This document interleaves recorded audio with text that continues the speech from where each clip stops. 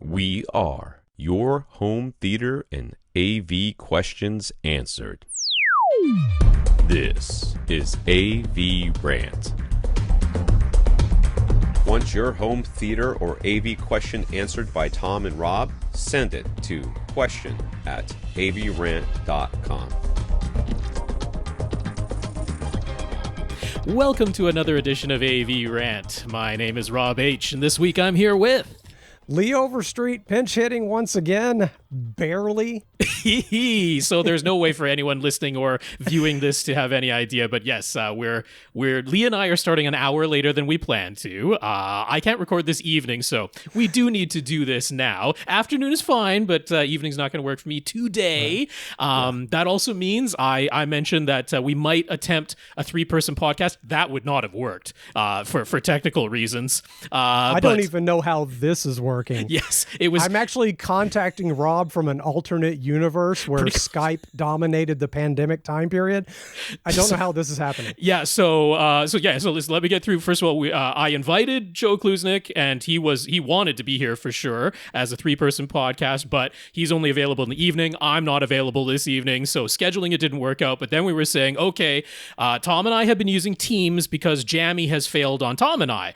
We weren't able to see and hear each other, or Tom could see and hear me, but I couldn't see and hear him, which made it very difficult to record his video on my end. So we had defaulted back over to Teams, which is, if you try to open Microsoft Skype these days, it just tells you, hey, Skype is done, it's closed down, move everything over to Teams. Unless you're me. Unless you're Lee Overstreet, because Lee and I also had a problem with Jammy, and Jammy was the only way that we might have been able to do a 3-person podcast, because Teams, as soon as you go beyond 2 people, tells you, nope, you got a 1-hour time limit, and AVRant famously does not fit within a 1-hour time limit. But yeah, I've now discovered there's other people on Jammy's forums who are like, yeah, ever since the last 2 updates, it just hasn't worked for anybody.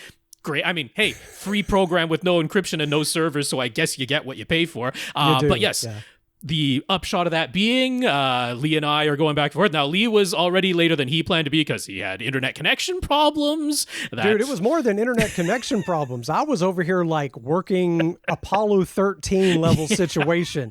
In the middle of all that, my wife's computer locked up in her office, and I thought maybe I had a short in like a Ethernet cable going to the router or something. Insane stuff happened before I got all this working. So to the listener, I'm going to sound flustered. To the viewer, I may be a little like red-faced. I'm trying to smile through it like everything works great. No, this somehow, has been hectic. How am I working from the alternate universe where Skype still exists? Fingers crossed that this makes it all the way through because, as we've been alluding to, Lee has not moved everything from Skype over to Teams because why would you? Nobody uses either of those services. But, I'm over here. I've moved over to Teams. And so when I open Teams, I can still see Lee's profile from Skype because Skype has just ported everything over from Skype over to Teams. So I can still see him there and I can type a message to him and he got that. But when I tried to video call him, it's like, no, Lee Overstreet is not on Teams, so he's unavailable. Can't call him. And yet, Lee somehow has a version of Skype that has not forced him to move over, and Lee was able to call me from Skype. So this is a hybrid call that you're hearing right now. It makes no sense, Rob. This shouldn't work at all. I'm thinking you are attached to the internet, and at some point Skype is just going to be like, hey, wait a second, 30 minutes into this call. So Skype's not going to do anything. It doesn't exist.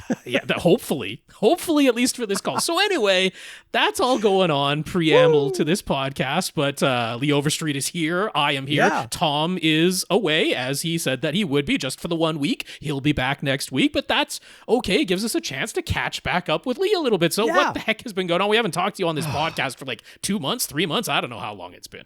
Gosh, I don't even know where we last left off with people in the details of my life. I think you will remember that my mom had a lot of health issues. Sure do. And her situation is much more stable now. Good. She did not achieve total health rebound as we had hoped with her legs. Okay. But she's in a much more stable situation, is able to enjoy herself, and it's not a panic every day.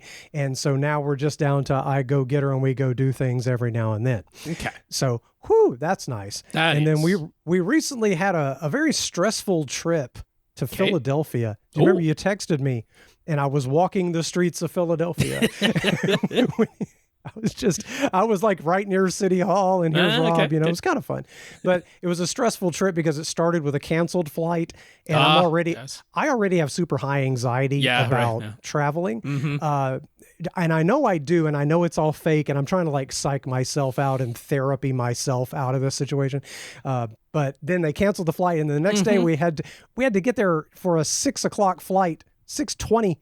Dude, I've never set an alarm for 3:30 a.m. before. Okay. And I never want to do it again. The fishermen can do that. I know there's like super athletes or somebody that does that. I work very early in the morning, so I'm quite used to that sort of wake up time. Yeah. No. Well, I can stay up till 3:30, no problem. If you need me to call you and wake you up, we're the opposite. I'm your guy. Opposite ends of the spectrum. We really are. I can stay up, no problem. I'm absolute night owl. And so the whole trip started off bad like that, and then a bad ramen place made me not feel good a couple of mornings after that. And then there were thunderstorms. So there was not a lot of vacation in that vacation. Okay. It's really a trip for my wife. She is a librarian, and there was an American Librarian Association conference. Okay. And I'm a librarian groupie, so I tag along. It's a bit of a work vacation then, though. So it was a work vacation for her. Not pure pleasure getaway. Right. And I do tag along, and it's quite fun most of the time. But that trip was stressful for no fault of the city of Philadelphia. But the crazy thing is, when we left, we missed being canceled by maybe about a half hour for storms. Yeah. And then the day after we got out of there, the Philadelphia sanitation workers began striking, and garbage is piling up in the streets. I see. Right after we left. Right. So it's been interesting. And then, yes, just there's just been a lot stressing me out. But now I'm going to try to shift gears and have fun with Rob on the podcast, which I really like. Except for the setup that added even more stress to Lee's pile there. But I think that's just how things are going to work going forward. There's no stability in things anymore at all. In any category of life, it feels like. Right. Like just whenever it's time to do something, just Google it and figure out how to do whatever it is. Accomplish that, and then the next time you have to do it, just Google it again. I don't know if like that's what happens to me. Really the way we want to do everything moving forward. It feels like a little bit related to that. I had the experience of I had 1 week off work, like regular annual vacation time, which meant I didn't really listen to my normal crop of podcasts, including listening back to AVRant that Tom and I recorded the week before, because I do that. I listen to my own podcast. I'm one of the hosts who does that. I don't do a terrific job of improving every time based upon what I've heard before, but I try to keep it in mind. And I'm happy to hear you do that, because as a former radio DJ, we used to really encourage the other DJs to do that. Yeah. I have recordings of every show of my radio show back in the day, and I still occasionally listen to it just because it's fun, but you should listen to yourself. Practice. I think it's a good thing to do. Plus, it helps with that whole getting used to the sound of your own voice in your head thing that that goes on with microphone. I mean, I'm pretty used to that at this point, but nevertheless, sometimes it's a good reminder. But anyway, point being, I was listening back and I was like, you know what? Here I am hearing like one of my old podcasts that I recorded from just like 2 weeks ago. So not like crazy old, but I realized like, okay, when I was leaving all of the news of the world like extremely vague, because that's not what we're here to get into in this podcast. But I was like, you know what? Even just 2 weeks removed, I'm like, what was going on just 2 weeks ago, let alone a month ago, a year ago, 2 years ago? So I am going to like say the news that is on my mind in a less vague fashion, not to delve into it. We're not going to get into news of the world, but just to say like, the thing that's in all the headlines this week is the massive flooding that's happened in Texas. And, unfortunately, many people have lost their lives there, and the number seems to be growing every time I see the headline. Keeps going up. That number has grown. So, obviously our hearts are going out to everybody there. Absolute tragedy that's happened down there. And, so, just to make it clear that that's one of the, it seems like there's a weekly tragedy these days every time, unfortunately. So that's the one that's been going on. And I mean, hey, regardless, we wanted to send out, we really are feeling for everybody who's going through, because I mean, obviously the people who lost their lives, the families of those people, but that branches out. It affects everybody, and it just goes across the, really the whole world when you're hearing about news like that, because sometimes that's very triggering for other people. They've gone through similar experiences, or they know people who have, and it's really tough to imagine that it doesn't touch everybody in some way like that. So there's no way to avoid having it affect you. Yeah. bad news of any sort. And so that's why I've cut way back on how much news I watch, frankly. I used to watch it just for my interest in news media as a thing, right? Not simply to stay up to date, but I used to really like just how they do things on this channel or that channel, and I got a kick out of it. But no, not anymore. Not anymore. Can't do that anymore. So we're gonna hope at some point that we get a week where we're like, hey, it's been nothing but happy news this week. But so far, not this week. And then in personal news on my side of the family, not to worry. There's nothing super terrible going on. But one of my aunts, I've mentioned, I got three aunts who are all elderly now, and I help all of them out. So one of my aunts, the one who has dementia and really has no short-term memory anymore. She can remember things from way long in the past, but can't remember what happened 5 minutes ago, and just can't form any new memories at this point. But she ended up having an ambulance called for her. She's living at assisted living, so they monitor her every day. And for a couple of days in a row, her blood pressure was really low, and on the second day, her blood oxygen level was starting to drop as well. So they called paramedics for her. They took her over to the local hospital, and it seems it was just dehydration at this point. Because they brought her in assuming acute kidney failure. She's had kidney stones in the past. That's not a thing that could be ruled out really easily. But yeah, very quickly determined that it doesn't seem to be super problematic. I visited her just a day later after she was moved from the ER into the acute care for the elderly unit, and she back to her normal self, more or less, while she's there. But, keeping her for a while because make sure there isn't an infection there, make sure it actually clears, make sure she gets the strength in her legs back and that her blood pressure holds steady and all of that sort of thing. Right. But yeah, it seems it was a case of dehydration, not super surprising. We've had a stretch of, for the rest of the world, not particularly hot weather, but for here, hot weather, for where we don't have air conditioning, hot weather. And you know how older folks are. They often keep their places on the warm side. So warm. And so, thankfully, that seems to be all it was. But that's been going on too. So I'm sure there's a lot of listeners, viewers to this podcast who have similar situations where you just have to learn to accept the fact that you're just going to have like elderly relative chaos. The best you can do is have stable time periods where things roll along. Like my mom's kind of doing great. There's lots of little numbers we're checking. We're checking blood pressure and sugar levels, and multiple folks in their 90s, so that's 90s. Wow. They're all, my mom's in her 70s. All three of my aunts are in their 90s. That's impressive. I want to make it to my 90s. I really do. I'm going to be so disappointed if I don't get mid 90s at this point. Not even just just 90 years old type of thing. So that's great though. Yeah, they've done pretty darn well. I've got a stepmom who's 82. My mom is only 75, but just health problems have compounded. So both of them. I'm just like, every time I check in, I'm like, doing good. Well, hot day. Exactly. Yes. Well, now that we've caught up a little bit, let's get into some actual home theater type talk. Let's start off with what we watched. Now, obviously, we're not going to cover everything that Lee has possibly watched since the last time we talked to him, but you mentioned one that you wanted to talk about, and let's hear it.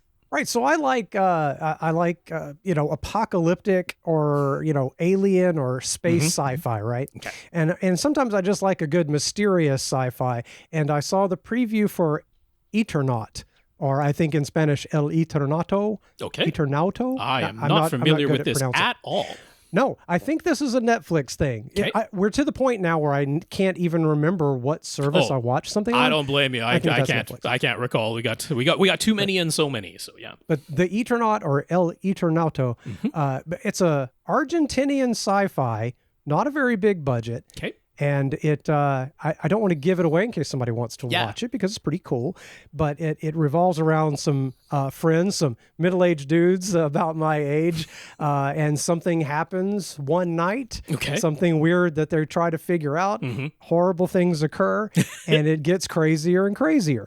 I think it's kind of cute though, because I know it's going to appeal to people my age and maybe even older, because one of the things that helps them is the fact that they have some old technology that still works. Yes, I see. After a certain bad thing happens, Yeah.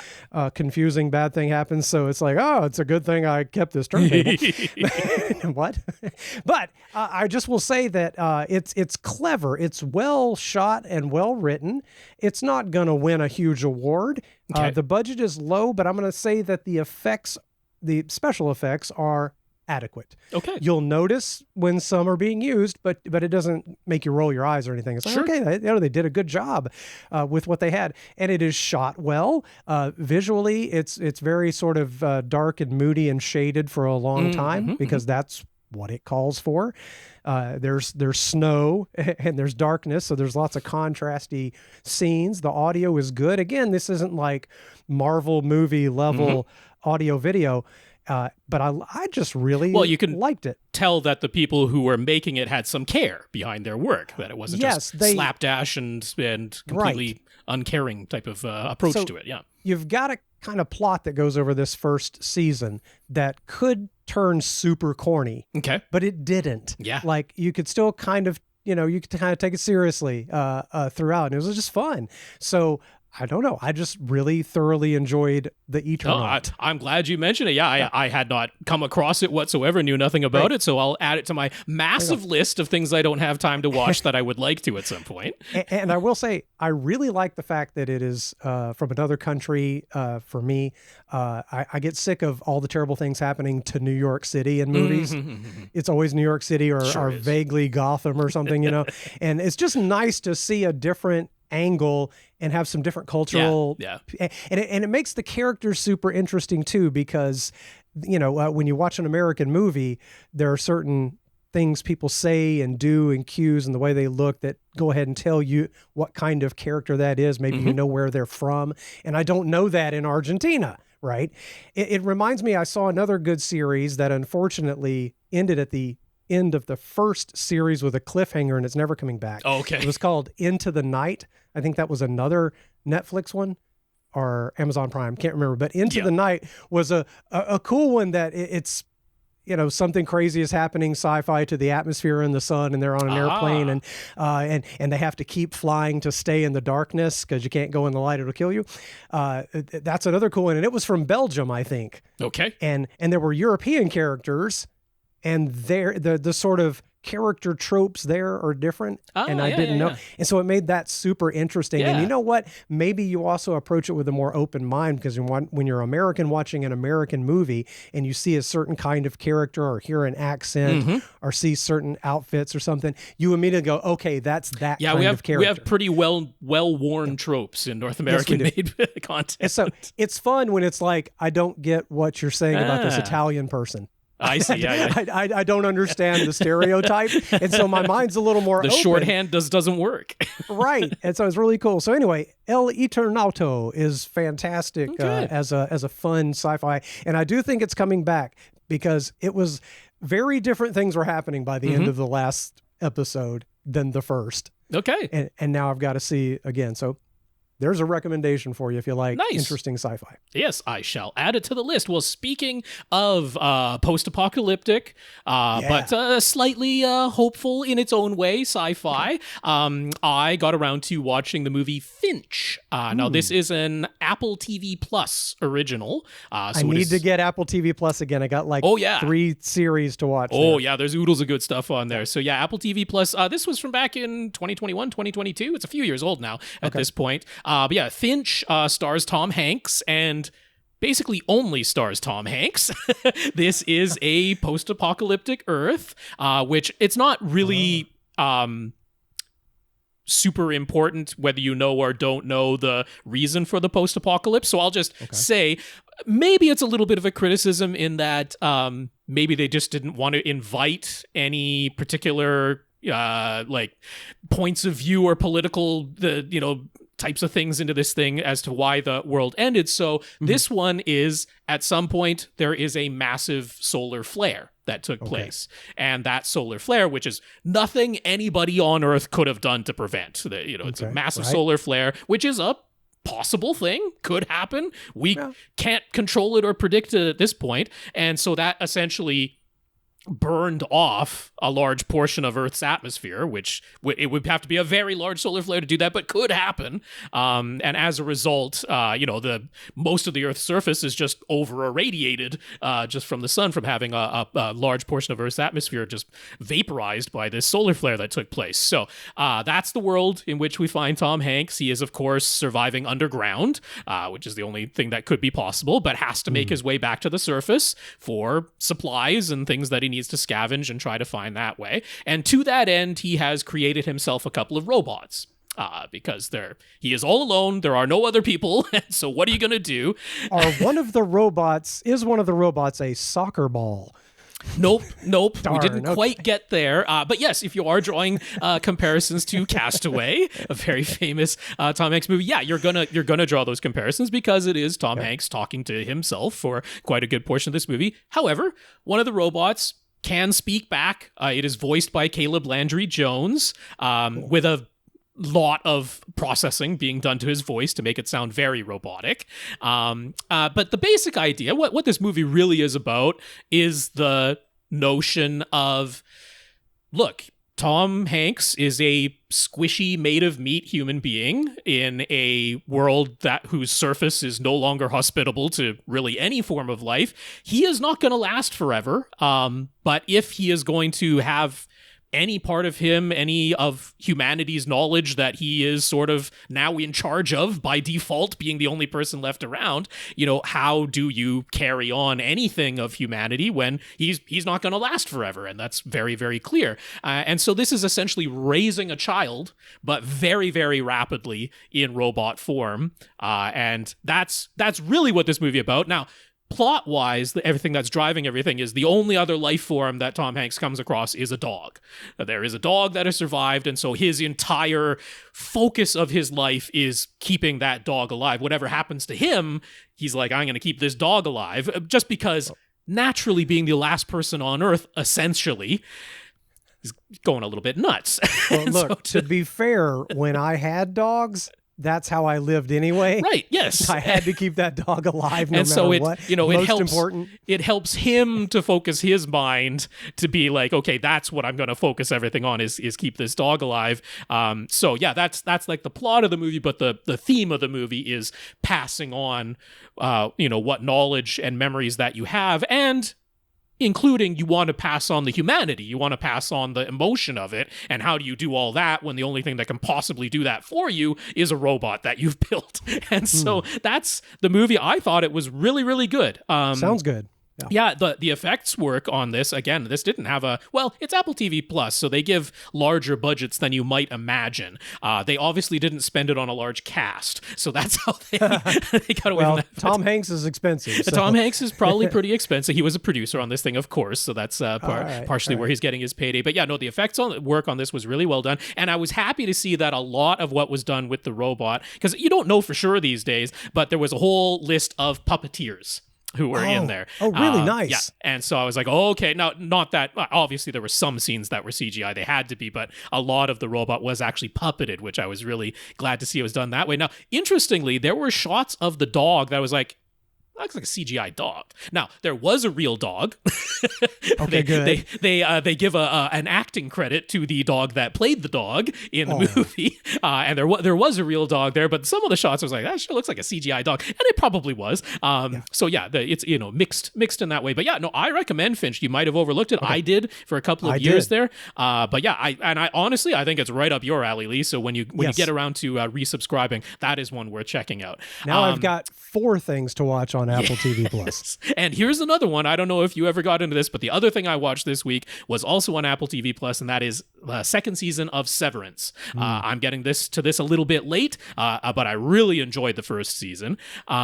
So if you have no familiarity with Severance, the basic premise is really fun because it all starts with one pretty simple idea, which is a lot of people have the experience of they don't really like their job, or in fact, they outright hate their job.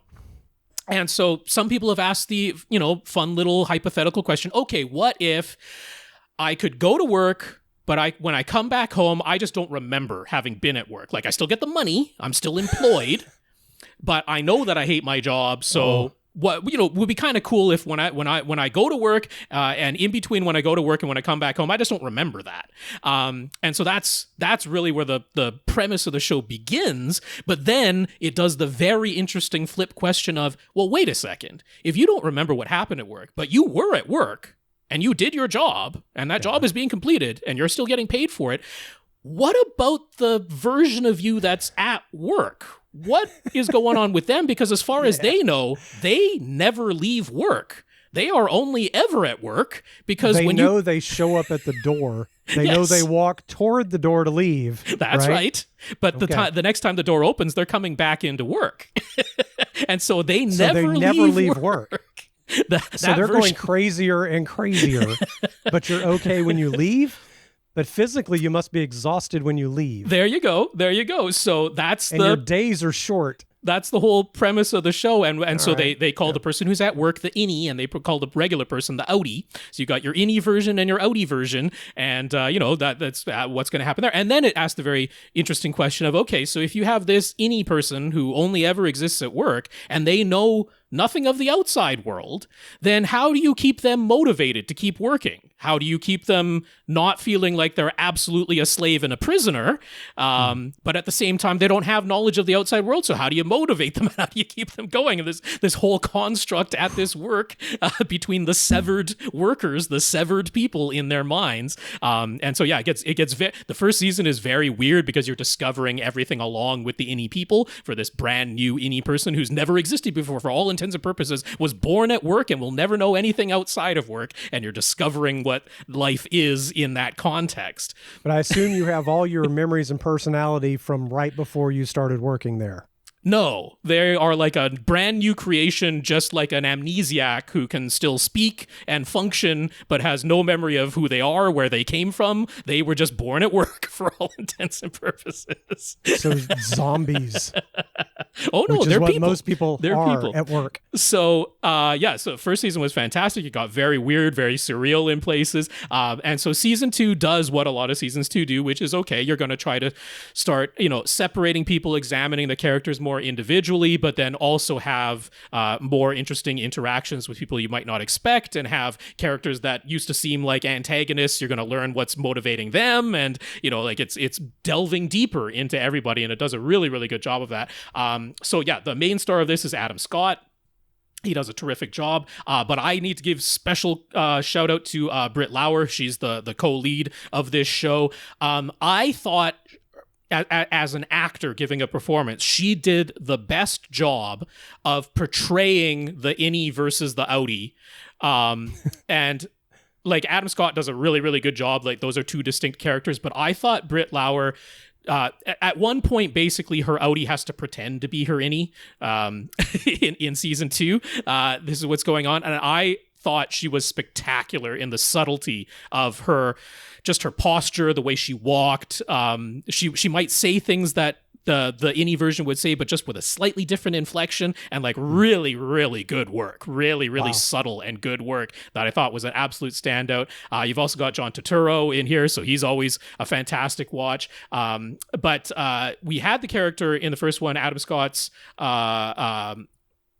late wife is portrayed by Deechin Lockman, and so we only ever see her in flashbacks. But we basically get in season 2 the big flashback episode where we get to see what they were like before she passed away. And that episode is a massive, massive standout in season 2. What they did in that episode is they had the cinematographer. It's the same cinematographer. She was the cinematographer across all the episodes. She directed that episode. That's the only episode that she did direct in this season, but it was almost by the skin of your teeth hanging on to being able to piece together, because it's jumping back and forth in time. And I almost feel like maybe a more experienced director, it would have been slightly less bewildering in the jumping that was going back and forth. But being a cinematographer, the visual storytelling was just stellar, just absolute top notch. Using just these filters and framing to just really give you insight into these characters in very, very compacted storytelling. And then what I loved so much about that episode, and this goes to the writing, this show very much deals with grief. That's essentially, Adam Scott's reason for wanting to have this severed life is because he's going through this grief of having lost his wife. And so many shows deal with the stages of grief. That's nothing new. But I haven't seen one where they focused so well and so intently, and they make no bones about it. They mention this in the actual dialogue of the stage of bargaining. Very often when I see things dealing with the, 5 stages of grief, that topic, bargaining almost is a rapid thing that you go through. It's like you quickly realize, okay, it doesn't matter what I offer to God or the universe or the person I feel did wrong to me or the person I feel I did wrong to. Like, it doesn't really matter. It's not going to change the past. And we sort of almost quickly move through that stage and get onto depression, and that seems to be the way it's portrayed in a lot of media. Well, that's the progression of the stages of grief. But this is like it makes you realize in that episode, this whole show is a man who is stuck at bargaining and can't get out of that stage. And I thought it was really interesting to have a whole episode overtly focus on that very idea of being stuck at the bargaining stage. I thought that was really, I just haven't seen that before. And I thought it was handled really masterfully, so well. I was super impressed. So yeah, I loved this season. I again, like many seasons too, it is maybe a little bit more grounded, maybe not quite as zany, not quite as like just, whoa, what the heck is going on as season 1 was. So it has a different energy to it, but we are delving deeper. And the creators of the show described it very well, which is that, season 1, we're meeting these characters essentially as children. Season 2, they're now adolescents. They're discovering more about themselves. And so we as the audience are going on that journey with them. So yeah, I loved it. I think it's absolutely fantastic, and add it to your Apple TV Plus list. Man, it's time to drop Netflix and get Apple TV Plus. That's what I need to do. For a couple of months at least. Why not? Definitely. Okay, what the heck? So we've spent a half an hour catching up, talking about what we watched. It's time to finally say what the heck this podcast is. We are AVRant. This is your home theater and AV questions answered. And to get those questions answered, all you have to do is email them to us. Our email address is question@avrant.com. That is by far the best way to get in touch with us, question@avrant.com. Now, you can, of course, come to our website, which is avrant.com. You can see our show notes there, all our previous episodes, links to our Flickr albums. If we're ever talking about diagrams or want to show images of what we're talking about, that's where they're going to show up. You can also see those as we're talking about them via youtube.com/avrant. That's our YouTube channel, and we'll show the images as we're talking about them if they happen there. And let's see, we're on social medias, Facebook.com/AVRant podcast, YouTube.com/AVRant, and you can get in touch with us individually via email. I'm Rob@AVRant.com. Tom, the regular host of this podcast, is Tom@AVRant.com, and Lee Overstreet is Lee@AVRant.com. That's right. So you can reach all of us individually that way, if you please. And so with that, we'll say we want to thank our listeners of the week. Listeners of the week are people who have supported this podcast in some way. You can support us financially via PayPal if you come to our website, avrant.com. Over on the right-hand side, it says support AVRant, and that'll take you to PayPal. I don't know if anybody sent in a PayPal this week. Tom's the only person who sees that, so he'll update us next week if there were any PayPal donations. But if there were, thank you so much. Thank you to everybody who did that before. And as I always say, when you're doing your donation, hold down the 0. Please do. Just make sure you hit enter afterwards. Confirm it. That is, in fact, what you wanted to do. But if you'd rather just give some money, the same amount every month automatically without having to think about it too much, we're also on Patreon. Our address is patreon.com/AVRant podcast. You can sign up to make an automatic monthly donation there. And right now we have 129 patrons. We have ticked over into a new month. Some people's credit cards might have expired because that number went down, but it always does at the beginning of every single month. So no shocks there. Gotcha. Yeah. Now, if you would not like just hand us money, but still want to support us in some way, or you know what, like support listeners, support Tom, support me, support Lee, whatever it might be, just let us know what the heck you did, and we'll mention you here in this section of the podcast. So Dan, he was happy to hear that Tom very much likes the NAD receiver and KEF speakers that Dan sent over to him. So yes, Tom is very much making use of those, so thank you, Dan, for that. But Dan heard Adam last week, and the week before, before, in fact, asking about the Tone Winner AT300 Pre-Pro. And so Dan reached out to me saying he'd be willing to sell his Emotiva XMC2 Pre-Pro over to Adam at a huge discount if Adam is interested. So I got the two of them in touch. They're conversing. They'll work out shipping and price and all of that type of stuff. But that was very nice of Dan to be listening like that intently and being like, hey, I got a Pre-Pro with nothing but XLR outputs that Adam is looking for, and it could be a pretty good deal there. Look at that. AVRant taking care of its own. That's what we got to do these days. And then some folks just send us notes of gratitude for keeping the podcast going, and we'd like to thank those folks too. So Jack, he's a member of the 2 Hour Plus Club, and he did mention the original secret word. We're not going to repeat it here. You have to, we have no idea what episode that was. At some point, we'll have to figure out what that was to at least give you a fighting chance of maybe discovering. But yes, Jack remembers it from way back in the day.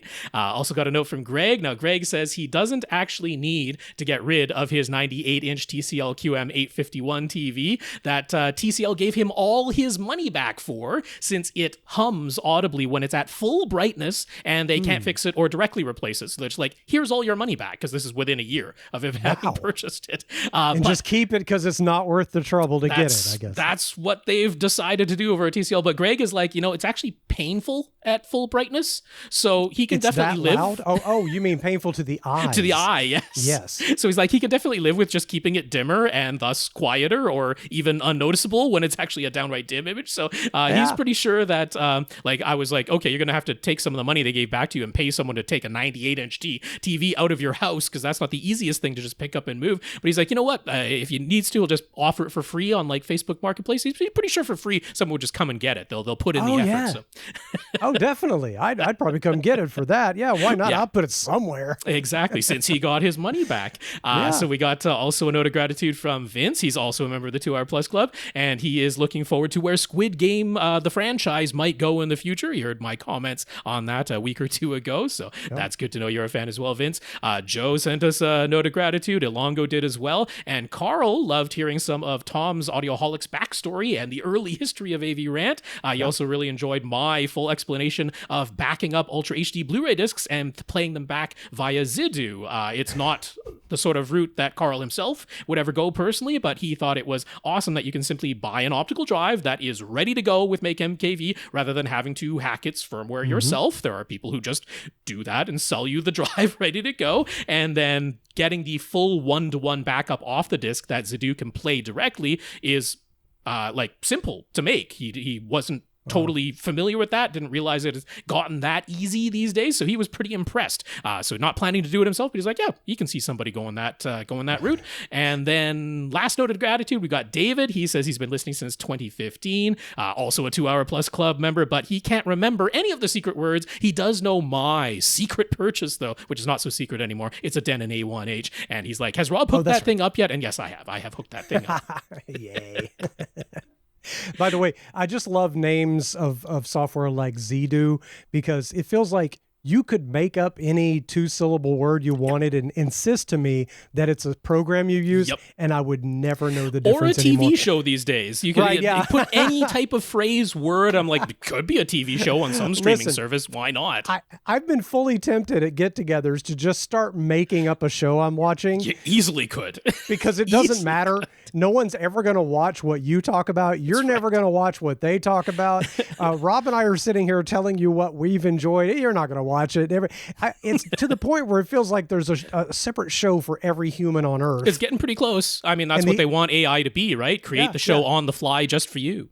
That's right. And it feels like the only way to talk to anyone about what you just had amazing feelings about is online. Why talk to anyone? Talk to your AI chatbot. That's also the future they want. What am I thinking? I'm not ever touching grass again. Hey, Rob, shall we talk about news? Let's do a little news story, yeah. All right. AV Nirvana posted their top 10 picks for home theater Prime Day deals. Amazon's summer sale is currently running until July 11th, so as we sit here, that's a few more days. They found 55% savings on last year's flagship Hisense TV and an older Sony OLED series. 55% savings. Yeah. And they've also spotted soundbar, headphone, turntable, and AV receiver deals. We wanted to highlight one deal in particular, though. It's on the brand new TCL QM7K series, specifically at that large 98-inch size. and hopefully it doesn't hum, $1,998. That's $1,000 off for a brand new model. Yeah. That's substantial. Yeah, that's 1/3 of the price taken off for a brand new model. That's what's notable about it. And then, so, it's a 98-inch TV for under $2,000. I mean, $2 under $2,000, but under $2,000 for a 98-inch TV. and then the flagship 98-inch QM 8K model, also $1,000 off. So it's $2,998. These prices are amazing. All of the other QM 7K and QM 8K screen sizes are also on sale, close to 50% off in some cases. The massive 115-inch QM 7K model remains at $12,000 though. So for a $10,000 difference, maybe we'll just sit an inch and a half closer, a foot and a half closer, a foot and a half closer to get the same field of view. Just seems like $10,000, foot and a half less viewing distance. It's a little. You can do a little bit of math on that one. Yeah, it does kind of feel like now that prices are almost meaningless. The way you shop for larger objects now, I think, is that you get ready to buy it, you decide what you want, and then you say, okay, I don't need this right now. Right. I'm going to watch it for like 3 months. Yep. And if you just watch it for 3 months, some point in that 3 months, it's just going to be, a third cheaper or a half cheaper. And Prime Day is a good example because it's about time for me to upgrade my phone. This is a 4-year-old phone that I have, and it's the Samsung S21 Ultra. So I'm looking at the S25 Ultra, and sure enough, it's I think about $300 off right now. So I might be doing that It soon. might be time, yeah. But I mean, TCL kind of taking no prisoners. Just like that's crazy. They're brand new models, discounting them that much. It's like, man, yeah, that's if you've been eyeing it, that is tempting for sure. I mean, $1,000 off a $3,000 TV is no joke. No kidding. All right, are we moving on to questions? Yes, and I will mention people who were remembering from last week. We had a whole gigantic pile of questions from Saucy, but he himself said, hey, I'm just sending you a gigantic pile of questions. Get to them whenever. So I am leaving that until towards the end of the podcast. We'll do however many we can of whatever we can. And so we have not forgotten about Saucy. I have not eliminated his questions. It's just we're going to get to the other ones first because he himself said, hey, don't worry about it. Get to them whenever. Right. So Saucy's giant pile is a whole separate section. It's another chapter of the show. New questions this week, which is nice because normally when I'm with you, we catch up on the old questions and we have just enough time for a couple of brand new questions. That's right. New questions for this week, though. Jack has questions. Which headphones would we recommend for when he's swimming laps at the pool? Very interesting. Short and sweet, as far as the question goes. So I want to caveat all this by saying I do not have personal experience with these. So this is a little bit of me doing research. I don't think Tom is a big swimmer. I mean, obviously he's a big cyclist, but I don't think he, and rock climbing and that, but I don't think he's done a ton of swimming. So basing this off of a bit of research, recommendations that I'm seeing. So the one that comes up over and over, and this might be because, I mean, these days, heaven knows, you just send out the right money and algorithms and you get mentioned all over the place. Correct. But there's nothing about these specs or from some of the review places that I trust that made me think this is like really, really questionable as far as it being a top recommendation. The company Shocks. They used to have a slightly different name that had shocks in it. They've just shortened it to Shocks now. Their whole thing was they really got in on the bone conduction headphones early on in the game. So they now have this is like a second or third generation version of their Open Swim one. So these are the Open Swim Pro from Shocks. These go for $180. So they're not the cheapest thing on earth, but these are bone conduction headphones. So there's nothing actually in your ears. This goes right beside the outside of your ear, connects to basically your sort of jawbone, cheekbone area, and vibrates that. Now that takes a little bit of getting used to. It does. I've tried bone conduction headphones when I was hunting for headphones for my wife, Heather, because she can't tolerate the kinds of headphones that go into the ear canal. Yeah. So she doesn't want anything up in there. And so we just, for fun, tried the bone conduction. I can't remember if it was like Sony or JBL or somebody. It was a major brand name, I think. And they just sounded terrible. And they were in the $100, $120 range, something like that, if I recall. But these, if they're purposely meant for swimming. Well, that's just it. Yeah. And we're getting on to like third generation, fourth generation technology from the couple of reviewers that I do trust. They're like, yeah, it doesn't sound like regular headphones. You can't go in with that expectation. But then again, take regular earphones and then dunk your head underwater, and sometimes that can sound a little bit strange too. It's not going to work with like an open back headphone. So you have to have some recognition that there's going to be a difference going on here. But the main things are safety-wise, this is much safer. Your ears are still open. If you need to hear the lifeguard, if you need to hear an announcement, you can still do so. And then the main thing is Bluetooth doesn't work particularly well when your head and your earphones are in the water. It's not it's not to where it completely doesn't work, but like, if you've got your phone, in your shoe or wrapped up in a towel that's on a chair on the deck of the pool, and you're in the pool and you're at the far end of the pool swimming in your lap, like losing your Bluetooth connection is very, very much a possibility. After all, they put nuclear fuel into water to block the radiation coming off of it. So should tell you what it's going to do to Bluetooth that doesn't make it through two walls. He's not diving. He's swimming laps, so he's fairly near the surface. And it's like, Bluetooth works to some extent, but yeah, it can be it can be problematic for sure. So these do have Bluetooth, these Open Swim Pro from Shocks, so that you can use them out of the pool as well if you want to that way. But they come with 32 gigabytes of built-in storage. So, that does mean, of course, you're having to use downloaded music and load them onto these, but that will work. You're not going to have interruptions if you do that, or, podcasts or audiobooks or whatever it is that you want to listen to while you're swimming your laps. So these come very highly recommended. Like I say, they're on their third generation of this. $180, not crazy expensive. But yeah, they've got all the features that you would probably be looking for. Now, if you hate the sort of design, because these do have a connective strap that goes behind your neck, and some people absolutely hate that when they're swimming. It adds a little bit of drag. There's no denying it. So if you're really competitive, that's not what you're going to want to be doing. So there is another company, H2O, very similar bone conduction design.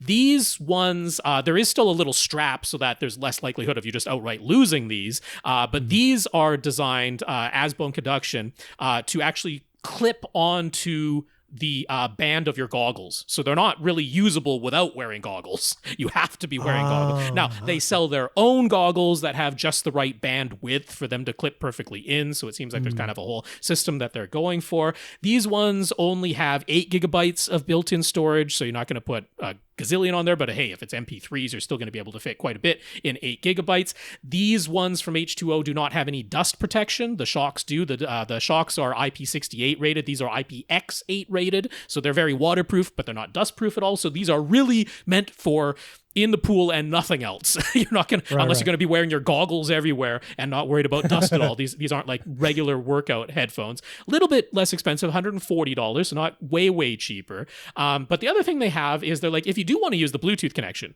in the pool, one of the ways a lot of people do that is by wearing an Apple Watch or another smartwatch, and having the watch store the music and send its Bluetooth from there to the earphones, because that's a shorter distance and it's staying on you. But sometimes then, if you're, especially if you're a good swimmer and a fast swimmer, that arm movement is going to be too much. They actually sell a little clip for $35 to clip it to the back of your goggles, clip your watch to the back of your goggles. They're starting to get kind of VR at this point. But, these things are possible. I'm telling you, somebody's going to just install it in their brain eventually. Oh, yeah. Or under the skin, subdermal, something like bone conduction audio placed under your skin. Right. Somebody will do it one day. Oh, definitely. No question about that. The last one I'm going to suggest is the least expensive, especially right now. They're on sale right now, but they might not be perfect. You're going to have to sort of weigh the pros and cons, but JBL, they have a model called the Endurance Peak 3. These are an in-ear type of design. So if that's what you were looking for, these are not bone conduction. These are in-ear headphones. They form a seal inside of your ear, probably not enough to avoid having any water get in there. So I would probably want to fill my ear with water and then put these in. It's gonna be tough, right? Because you're gonna have weird pressure imbalances type of thing. But these are also IP68 rated. They're only $100 normally, and right now they're on sale for $60. So these ones you might even just want to try on a flyer. Just try it. Sure. just give it a try. But these ones don't have any built-in storage. These are Bluetooth only. So you're almost certainly going to have to wear a smartwatch or clip a smartwatch so that it's stationary, somewhere close to these, because they are Bluetooth only. So, the lower price reflects that, but they will work very nicely as far as the water resistance, dust resistance, and then the system that they have, these loops that go over your ears, those are flexible, but then stay in place where you put them. So you're relying on that to hold it in, but nothing going behind your neck. Some people really hate the behind the neck type of feel. So a number of different ones there. I think those are worth a try in any case. But a reminder to anyone that gets a device that has storage, like the other headphones Rob just mentioned, AVRant can be downloaded manually. Sure can. And copied to anything. Sure can. Just a little note. Moving on to Infinite Gary. Surprise, hey, surprise. Gary. Has to be. Lee is here. Infinite Gary must be here as well. Hey, man. Gary heard our recommendation last week for him to get a 48-inch LG B4 OLED for the room in his house where he's replacing a 46-inch CCFL backlit LCD and doesn't want to go any bigger than 50 inches in screen size. He agrees that a 48-inch OLED will almost certainly offer the best image quality in the size range, but he's sort of wanting to just have something different since he already has more than one OLED in other rooms of the house. Mm-hmm. He also doesn't like the feet design that LG uses for the 48-inch screen size. He'd rather have a nice central pedestal style stand. So with all of that said, are there any 50-inch LCDs we'd recommend to him? And if not, should he consider importing a 48-inch Panasonic OLED just to get the nicer looking stand? you can buy stands yes, and different TV. It's a little vague. He's saying like, any other TV in the world I should look at? A lot of TVs, man, and a lot of stands. So yeah, why don't we address the stand side of it first? Because that's quite easy to remedy. I happen to like the brand Pearlsmith that is widely and easily available on Amazon. I think they do a really good job of price to performance ratio, but they're by no means the only game in town. There are oodles and oodles and oodles of universal TV stands. These attach to the VESA mounting holes on the back of the TV, what you would use to wall mount your TV. That does mean all of these stands make your TV a little bit thicker. But if you were going for a pedestal style stand, that footprint is going to be what it is regardless of how you achieve it. So having a little bit of a bump out where this physically attaches to the back of your TV, it doesn't affect the depth, because really what counts as the depth is the footprint. What I like about the Pearlsmiths, almost all of them, they have some that are stationary, but almost all of their models are swivel. If you're going for a 50-inch TV at the max, then their basic one, which is during Prime days on sale for $27.50 right now. So not exactly breaking the bank to add that onto there. This gives you height adjustability. It gives you swivel. That's easily the way to change, your TV that came with feet into one that has a nice central pedestal stand and probably looks better and performs better than the one that's coupled in with something that you might buy anyway. As far as 50-inch or smaller LCD TVs, it's gotten really tough to recommend anything. It seems like all of the brands are like 55 inches. That 55 inches is where we start for good performing TVs. That's where the good stuff starts, yes. And everything below that is like the budget of the budget. Right. And it's like a big step down in performance as soon as you go smaller than 55 inches from almost everybody. So this is Gary. He's not going to accept like budget level performance. That's just not that we know this about Infinite Gary at this point. We've been talking to him for enough years. For a while. So if you want an LCD TV at the 50-inch size that comes anywhere remotely close to OLED-like performance, there's basically Samsung. And furthermore, I'm going to point you to their... bottom line, I'm not in love with any 50-inch LCDs, but I'm going to point you to their QN90D, which was their 2024 model. One rung down from the flagship series. The flagship series was the QN95D, and the QN90D was one rung down, but it's still mini LEDs, still full array local dimming, still a high native contrast, vertically aligned LCD panel. To begin with, it's all of those things. But the QN90D was a little bit worse than the QN90C, and the brand new QN90F is a little bit worse than last year's QN90D. They're going backwards as far as image quality goes over there at Samsung. So also the new QN90F has their, in my opinion, horrible matte screen finish that makes black look gray under every condition. So I'm not at all in love with that. But then on top of that, I don't like matte finishes. I never have. I'd rather they have have a their hard use. reflection. Yeah, they have their use in Then, certain situations, but not a fan of what they've done with the F series in 2025. But yeah, then on top of that, it's like there's still a stratification between the 55-inch and up in the QN90D series, and then the 50-inch and below. Different panels, way fewer dimming zones, and so it's just I'm not crazy about it. Then on top of that, it's $1,000 for the 50-inch QN90D. That's from a year ago. The QN90F is like $1,200 or $1,300. That's over twice the price of a B4 OLED at the 48-inch size. I'm like, and it doesn't look as good as a B4. I promise you, it does not look as good as a B4. It's hard to even argue that it looks brighter because the native panel contrast is so much lower. If you want decent black levels on it, you got to dim it down. So I'm not in love with that. The only other one I might point to is a TCL Q6 series. It's not fantastic, but it's not garbage, at least. I mean, a lot of them are kind of garbagey. So he just wants something different, right? I mean, I think he's going to end up with an OLED. That's ultimately where I believe. There's an interesting phenomenon nowadays in a lot of technology areas where we kind of figured it out. Yeah. And so for a flat rectangle, OLED is just the best. We got there. We figured it out. Yeah. It's almost impossible to do a lot better. And it's pretty clear that the profit margin is not in these under 55-inch TVs because all the companies have almost abandoned that segment of the market. Whereas for decades, the next year always brought an improvement. Yeah. Especially in high definition TV technology, once that started in the 2000s, every year was an improvement. Yeah. We're kind of to the point now where the improvement is the size or the price and then a bunch of AI smart features. If I wanted to spend, and it's only slightly less than a B4 OLED at this size, or if I'm just like, it has to be a 50-inch LCD, I just am not going to use an OLED, then I would probably go for a TCL Q6 series, because to me, that like price performance ratio is something I can comprehend. The Samsung one, I'm like, the price performance ratio is all out of whack. So it's going to be one of those two, in my opinion. You know what he should do? If he just wants to do something different and fun, get on Facebook Marketplace.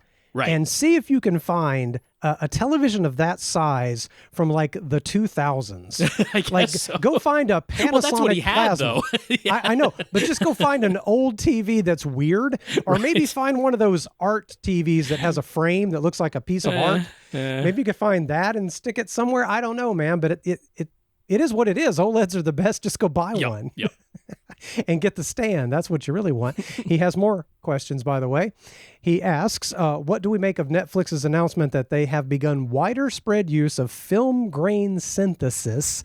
Would we like to define that before we move on? Oh, it'll become clear as you read through things. So, ever since they started using the AV1 codec, video codec, applying film grain synthesis has been an option for Netflix and other streaming services. The argument for its use goes like this. Encoding original film grain requires higher bandwidth. Attempting to preserve original film grain at a low bit rate results in very obvious and distracting video artifacts.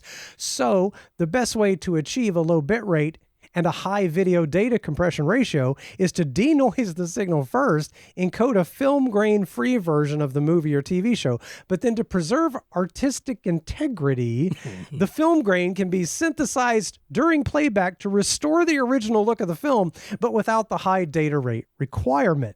Netflix argues that the synthesized film grain also does a better job of hiding some video compression artifacts that might still be otherwise present in the denoised version, so they consider it a win all around. What do we think? I think it's stupid as possible. I could hear this in Lee's voice as he was reading the description. The sarcasm will ooze out of me as I'm reading that, because that's the dumbest thing I've ever heard. Just increase the damn bandwidth. Just because forever, since Laserdiscs in the late 80s, what I've wanted to see is what the actual movie actually looked like. Yeah. What did the director wish that I could see of the movie? The shape of it, the aspect ratio, any film grain, just do your best with the system we have to give me what the director wanted. And at this point, if you're adding film grain back to something that used to have film grain, just add the actors back afterwards with AI.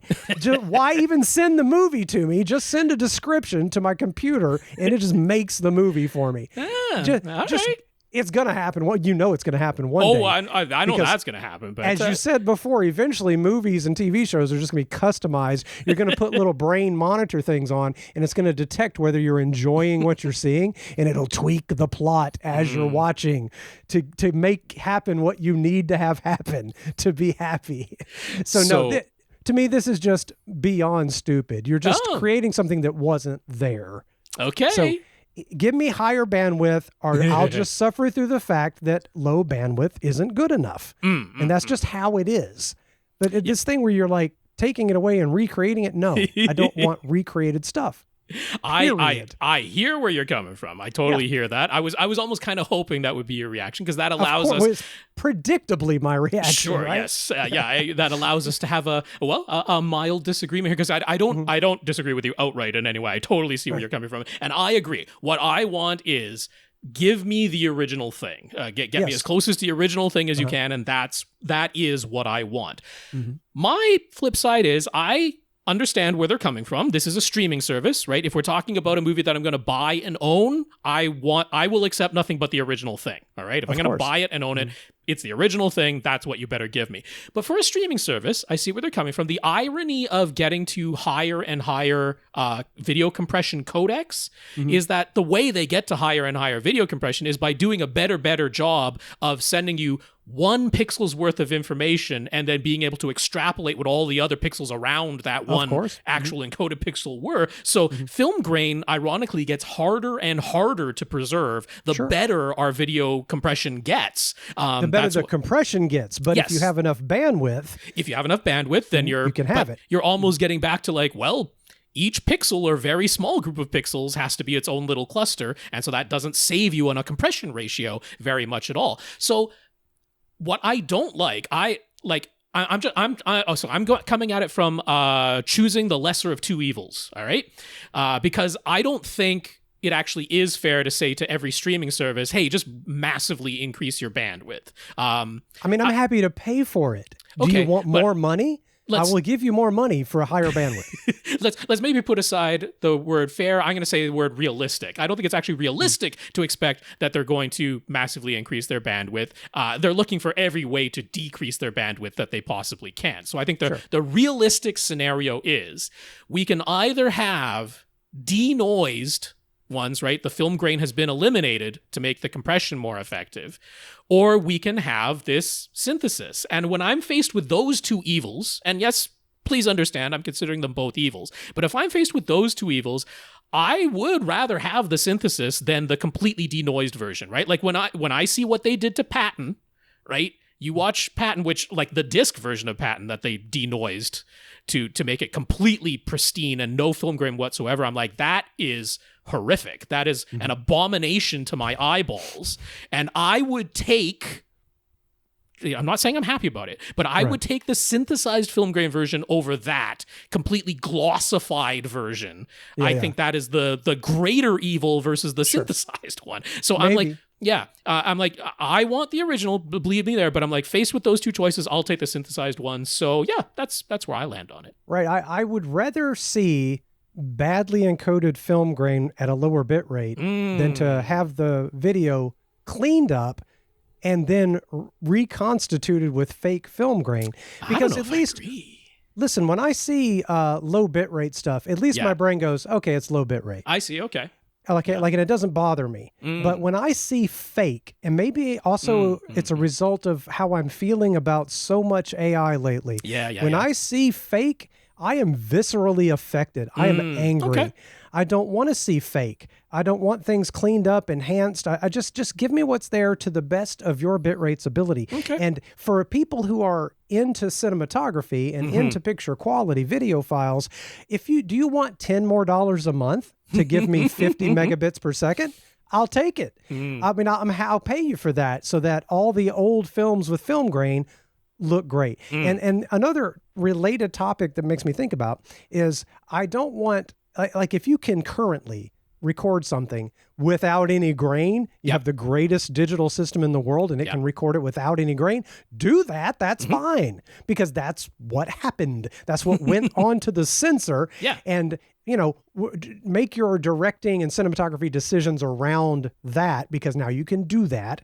So, you know, if you don't have to have film grain, don't have film grain. But if film grain was there, I'd love to feel it and see it, and I'm happy to pay for it if you need it. Yep. That's how I feel. Because fake, man, all this AI stuff, I can see it in a second. I had a friend of mine who does a lot of alleged downloading from alleged sources. Gotcha. And a couple of friends of hers, and that we exchange videos allegedly. And somebody created a quote unquote cleaned up version of Wizard of Oz. Yeah. Okay. And they took out the film grain and it's much more detailed. It looks amazing.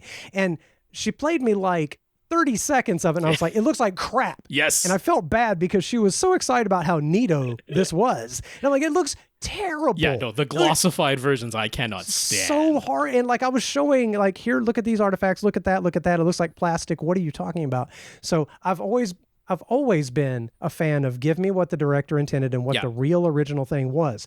I'd love to know, what did it feel like to watch this in 1939 kind of thing, which even that's not possible. You'd have to figure out what a print looked like that came to the theater in Tuscaloosa, Alabama, and what did the theater screen look like. And so you're never going to get that, but you get what I'm saying. Yeah. And I think if you layer that desire on top of my anger about AI enhancements now and fake AI images, you see where I'm coming from. I absolutely see where you're coming from. I'll just say, when I see the like really highly compressed and you have the massive artifacts from, like, they did try to just encode the original film grain. It's like sometimes that comes out a mess. It really does. And blocky, I have a problem with blocky. So I have a problem with blocky. I have a problem with glossy when it wasn't supposed to be glossy. Right. So that's where I end up like, okay, given the choice of evils, I'm not totally against the synthesize, but that's me, and we're allowed to have differing opinions. Yes, I feel like maybe the 4K tier picture quality for something like Netflix should include as close to the original as possible in a higher bit rate. That'd be nice. They're charging enough.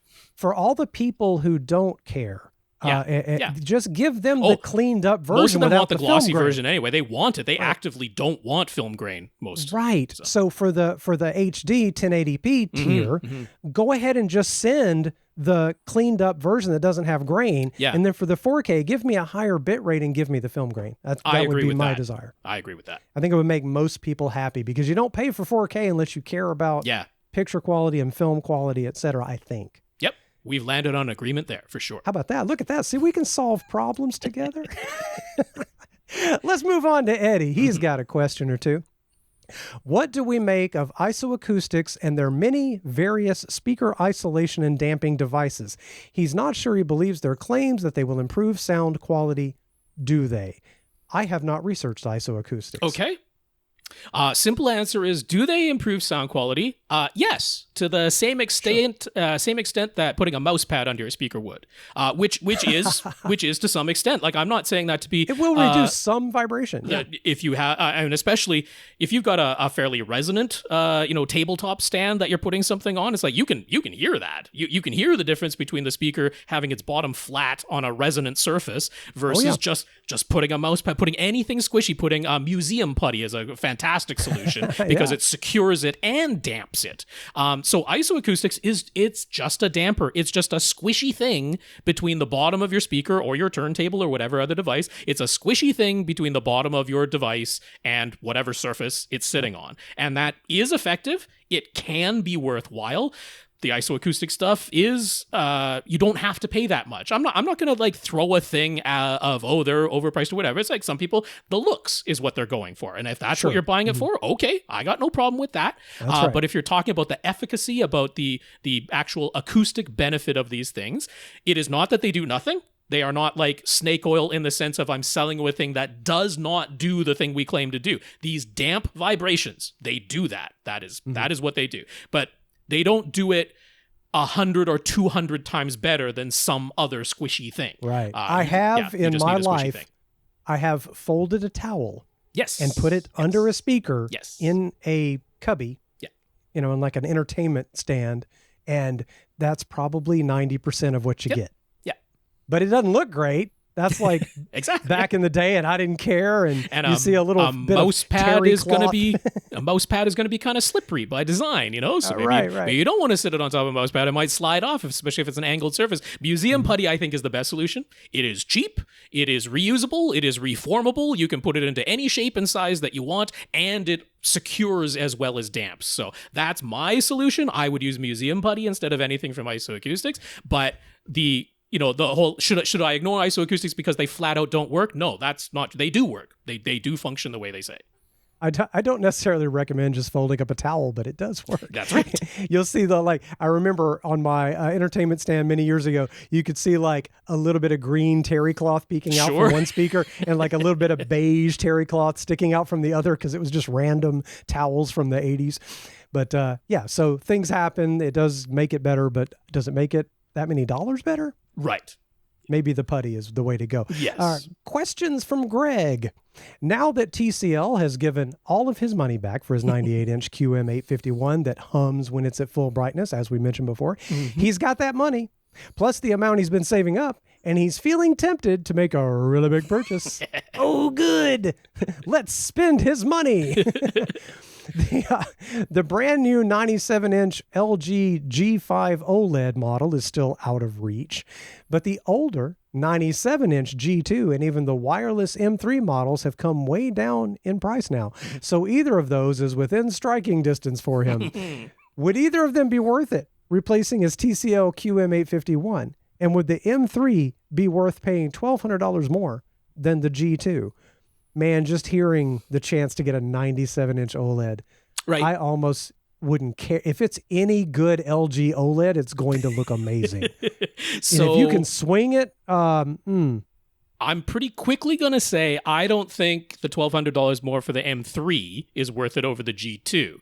There was essentially no difference between those two panels. The brand new M series, when it came out, was all about LG introduced their Zero Connect box. So you plug all of your HDMI sources into a separate little box that wirelessly transmits that signal to the M3 panel, which has nothing but a power cord. There are no inputs on the back of the M3, just a power cord. And then, there's this wireless transmission box, and that's the entirety of the difference in price. There was no picture quality enhancement, and I don't entirely trust that little Zero Connect box. I don't want my only method of connecting my sources to my TV being a wireless transmission box. I would like at least the option to plug in an HDMI cable when I want to. So between those two, I would opt for the G2 pretty easily. I would not spend $1,200 more. So the real question is an LG G2, and we're talking like $11,000 still, or pretty close to it, $10,800 type of price point. So this is not chump change, versus a 98-inch TCL QM851. So I mean, yes, this is mini LED full array local dimming LCD TV from the TCL at about a $4,000 price point versus a 97-inch OLED. And so with the 97-inch OLEDs, they have never at that screen size, at the 97-inch screen size, had the exact same most up-to-date technology as the 65, the 77, and then to some extent the 83. Sometimes the 83-inch size also lagged behind the panel technology being used in the 65 and the 77. So there is in that G2 no micro lens array. Which was, introduced the year later anyway in any of the panels, but never came to the 97-inch size. The new G5 does not have micro lens array, and neither of them has that new 4-stack RGB tandem OLED panel that the G5s in every size below 97 inches has, but the 97-inch does not have that. Right. The G2, honestly, this is gonna sound like a minor little dig, but it really isn't, because the panels are actually super duper similar. The LG G2 is really close to a B4 from last year. Just in terms of what's the peak brightness like, what's the general contrast because of that peak brightness, what's the color gamut like. The B series has always lagged behind because they're basically like panels from 2 years ago end up in the B series, the least expensive series. And that's essentially what the G2 has. The G2 has a really similar panel specs-wise to the B4 panel. So one thing you could do is you can probably find a B4 panel that's still on display somewhere, or have a look at that model year, because that won't be the same size, obviously. But if I'm trying to decide, you've already been looking at your QM851, and that's a really good TV, okay? It's a really, really good TV. So it's hard for me to say spend $11,000. That's a lot of money for a big, beautiful TV. But I'm like, go take a look at a B4 OLED, because you can probably still find one of those, and be like, is that picture quality so much better than what I'm used to seeing on my TCL QM851 that I'm like, yep, that at the same screen size, gotta have it for $11,000. But yeah, that's the way I would judge. I would approach it that way too. Yeah. There's just something exciting about both a gigantic screen and OLED.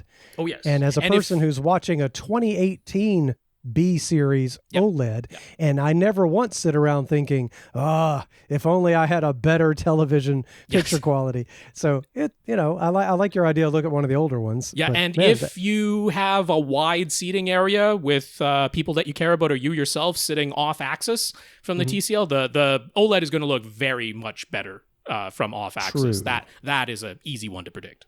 True. Shall we move on to Joe's question? Joe Kluznik, who was going to join us, but life is difficult. Joe wanted to be here to co-host along with me today, but our schedules just didn't line up. So he figured he'd send in some of the things he wanted to talk about in question form. So here we go. Some questions from Joe that he would have talked about.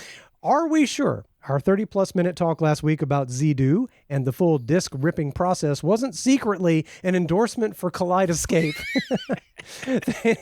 Think about how long that took to explain and all the time and manual effort that is going to be involved. If Henry is planning, no matter what, to get the Asus optical drive that has been firmware hacked so that it can read Ultra HD Blu-rays, he could plug that into a Kaleidoscape to make use of their disk-to-digital discount system.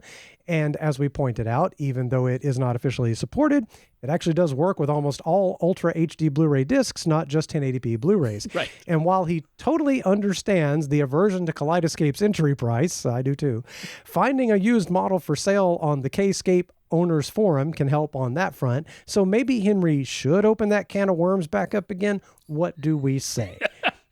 My first thought is, don't forget there are some people out here, hardcore nerds, that kind of like that something takes a lot of manual effort. But Henry did mention he's not a super duper fan of that. Right. Might not be the best for Henry. So I don't hate the idea of looking for something used. Sure. Yeah, that's a possibility. My sort of counterpoint to that was we had Karl earlier on, huge Kaleidoscape fan himself, not interested in doing the Z2 system, but he's like, he listened to the same half hour that Joe did, and he's like, that's actually easier than I thought it was going to be, than I recall it being. Because we went through a full explanation, like tip to tail, of everything you would do beginning to end. Being able to explain that in a half hour is, I don't think, that bad. But yes, obviously, ripping your own discs, getting your own storage, and setting up your own Z2 player is more labor-intensive and time-intensive than having a Kaleidoscape system where you purchase movies on the Kaleidoscape store just like you would from Apple Movies or any other digital storefront. That is less labor. There is never going to be a situation where the poster of the movie... Well, I shouldn't say never. Sometimes systems like Kaleidoscape have glitches once in a while, but less possibility that the poster isn't going to line up with the correct title and that thing, and you'll have to manually change a file name so that it gets the correct thing. There are going to be many fewer instances of that on Kaleidoscape. All agreed. But no, it was not a secret endorsement of Kaleidoscape. However, I completely respect anybody who heard it, and that's what the message that they got. They're like, it's like a half an hour to explain this thing. I'd rather just spend the money. I'm like, that's a totally reasonable conclusion to come to as well. So I think both sides are right. You know what I love? I love that the people listening to this podcast are such a range of people that the same 30-minute talk to one person sounds like, no big deal. And somebody else listens and goes, I would never. Exactly. Yeah. But you know what? I think that's useful either way. Yeah. Because it helped you decide. Yeah, no, that's perfect. Joe was watching Ready Player One with his son. He was using his new Marantz AV10 Pre-Pro, and he was curious how much it was utilizing his front-wide speakers. So he had his son go and sit right next to one of the front-wide speakers during the famous race scene in that movie that is so often used for demos. Oodles of discrete sound effects all around, and lots of moving and panning sounds as well. To his disappointment, there was barely anything coming out of the front wides. They weren't dead silent, but in Dolby Atmos, they were barely used. So he tried a little something. His Marantz allows for cross-pollination of upmixers and decoders. So he switched over to 7.1 Dolby True HD plus DTS Neural X upmixing. Mm-hmm. Okay. Now, there was way more sound coming out of the front wides. And you didn't even have to sit right next to one of the front wide speakers to notice. For example, when the elevated train slides across the screen and off to one side, it was clearly noticeable that it smoothly panned through the front wide speaker and into the surround speaker, which was not the case with Dolby Atmos. So here's the thing. No points for responding. Just use whatever sounds best to you. Okay. Or there's absolutely nothing wrong with playing the movie this way. He knows that. And yes, he will use whatever he enjoys the most. That's not his question. He wants to discuss on a technical level, what is he losing by not playing it in Dolby Atmos?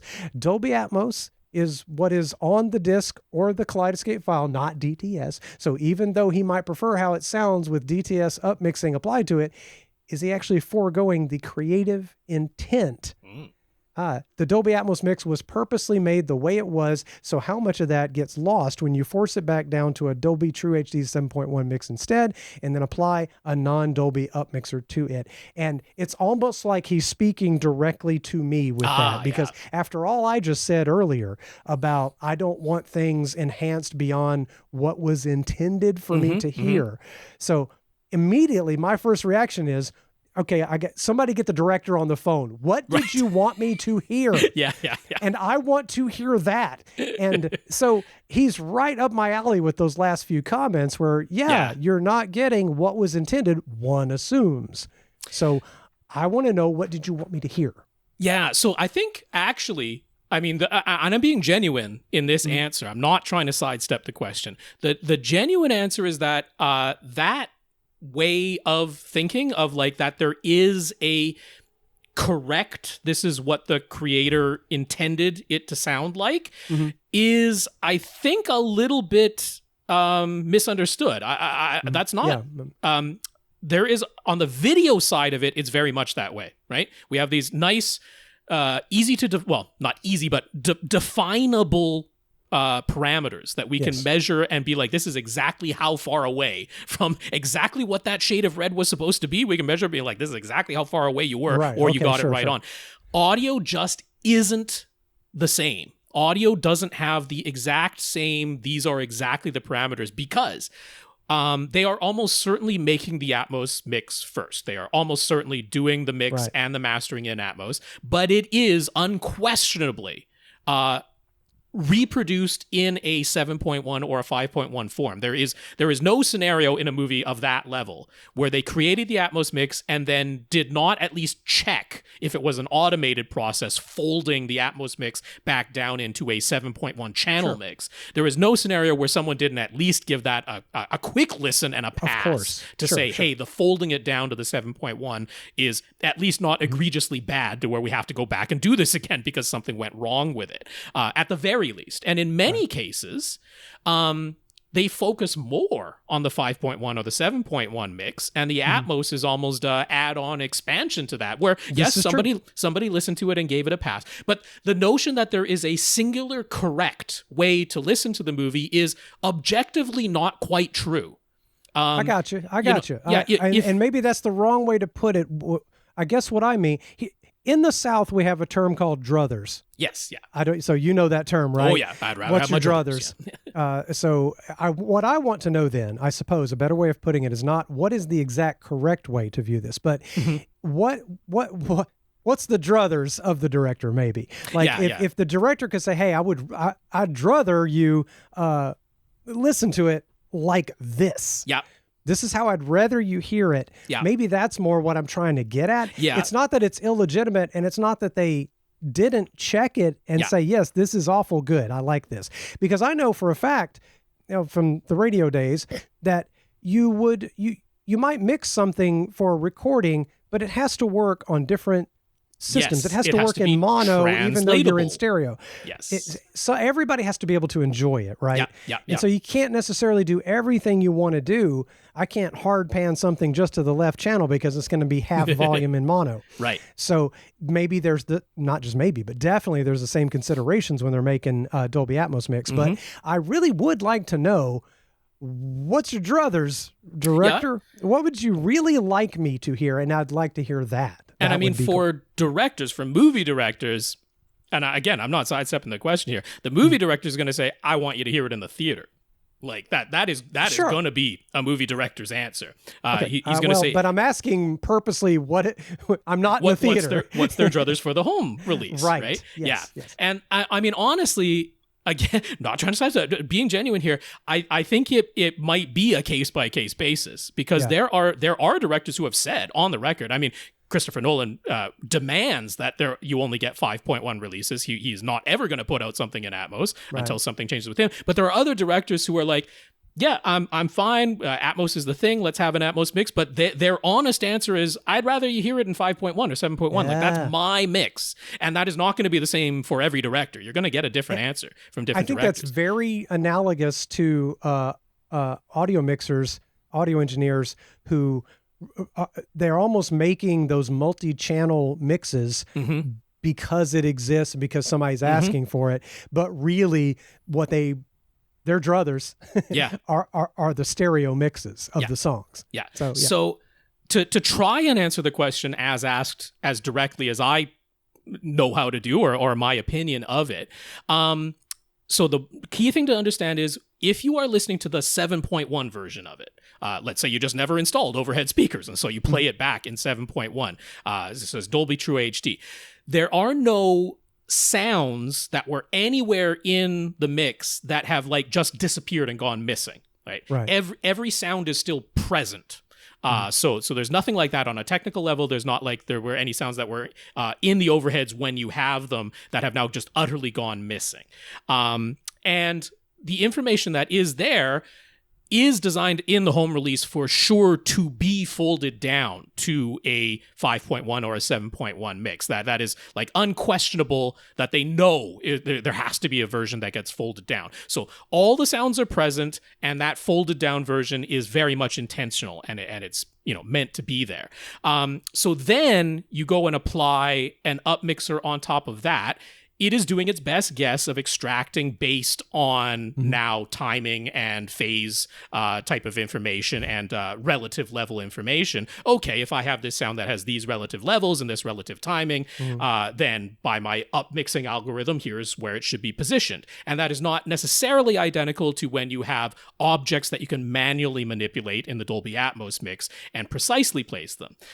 It also comes down to when they were making that Dolby Atmos mix, what was the setup they were using? Most home mixes are being done on a 7.1.4 configuration. They don't have front wides, explains why there's very little sound that shows up in the front wides in many Atmos mixes. So if you're talking about, again, I'm not going to say that what they heard in the mixing studio is the correct sound.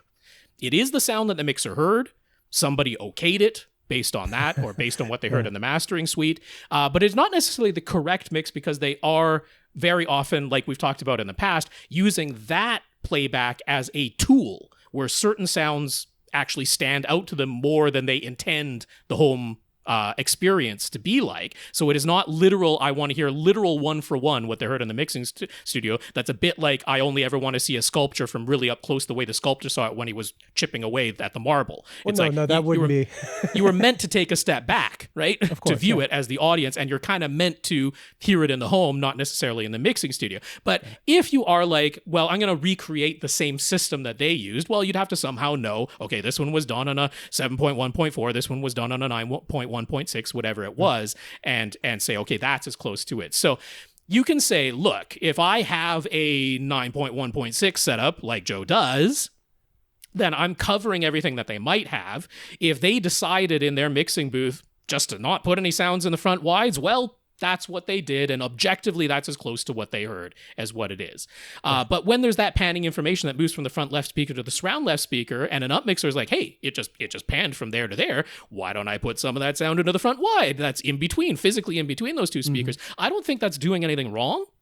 Honestly, that makes perfect logical sense. But you aren't hearing it the way that the person heard it in the mixing booth if they used a 7.1.4 system. So on that level, I'll say, okay, you're as close to the mixing booth, just leaving it in Dolby Atmos decoding. But from the step back, hey, You were supposed to take a step back from that sculpture, not see it with the chisel in hand. Right. I'm like, okay, the Upmixer is going to do a very reasonable job because it is basing it on that folded down 7.1 mix that is absolutely approved at some point. Yeah, I liken that more to juicing the contrast on a picture more than the director would like. Yeah, maybe. As opposed to the whole film grain thing, take it away and recreate it. You're not taking sounds away and then making sounds. Yeah. But so it's a little more like, enhancement of the picture where you're just juicing the color or something. Yeah. To me, I'm not as offended by that as I was when we were talking about the film and especially grain. since it is defeatable. You have the choice of whether you do it or not. Yes, you could just turn it off. Maybe what we need is like software. Back when you used to buy software in boxes, it would have the minimum system and recommended system. Yeah. Like for a movie, it should have like recommended 7.1 or recommended Atmos minimum, stereo or something, right? Like it would be nice to know just a little note saying, if you really want to get what we really would like you to see, this system would be perfect for watching this movie. That would be nice. Okay, well, I hope we didn't say what he didn't want us to say, like just do whatever sounds best to you. But honestly, just do whatever sounds best to you. That's kind of the answer. Let's go on to Spencer here. Spencer has a very specific setup in mind, and he'd like to know if it even exists, and if so, what we would recommend. He wants 3 speakers across the front, not just 2, and not a sound bar. He wants a left, right, center, in bookshelf, or tower form. He wants to connect to the speakers via eARC. He wants a subwoofer output. He does not want an AV receiver. Yeah. Okay, you kind of described an AV receiver. So yeah, he's seen plenty of self-powered pairs of speakers, and more of them are coming with eARC ports, and many of them have subwoofer outputs too, but he hasn't seen any that offer the option of adding a dedicated self-powered center speaker to the equation. Do we know of anything that fits all of his criteria? I believe the answer is yes, just tiny receivers, right?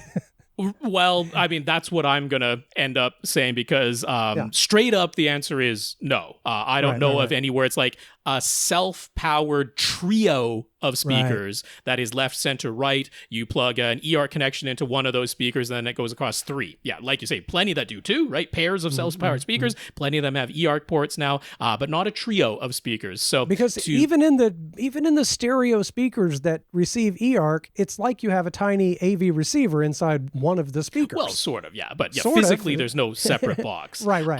But yeah, to do what you're saying, and I understand what you're doing, I totally get where you're coming from. Yeah. There are mini receivers that you can basically mount to the back of your TV, so they're completely out of sight. But there will be wires. There will be wires attached to the speakers because these are receivers with little Class D amplifiers built into them, powering traditional passive speakers, and the ones I'm going to mention do have a subwoofer output. Now, the most reasonably priced one of them is from Russound. It is their AVA 3.1 mini AVR. It goes for $400 over on Crutchfield, so it's not crazy. I wouldn't mind spending this price. Now, this is not doing Dolby Digital decoding, DTS decoding. It is not doing Atmos or DTS:X, of course. This is relying on a 2-channel signal. So this is just a regular ARC input that's on this thing. And it's just taking a 2-channel signal, but then applying its own very basic upmixing to matrix out a center channel. That's what this little device is doing for $400. So it does have an ARC port on the back. It also has regular left and right inputs, but it has a separate subwoofer output, and then it has left, center, right speaker outputs, not binding posts. It's a little Phoenix connector, but this is just, there is a little amplifier built in, 25 watts a channel. So this is not super powerful. Okay. 25 watts a channel, left, center, right, times 3. So that's what you're getting for $400 from Russound. So if you want one that does like literally what you asked, other than this is still a separate box, it is still a receiver.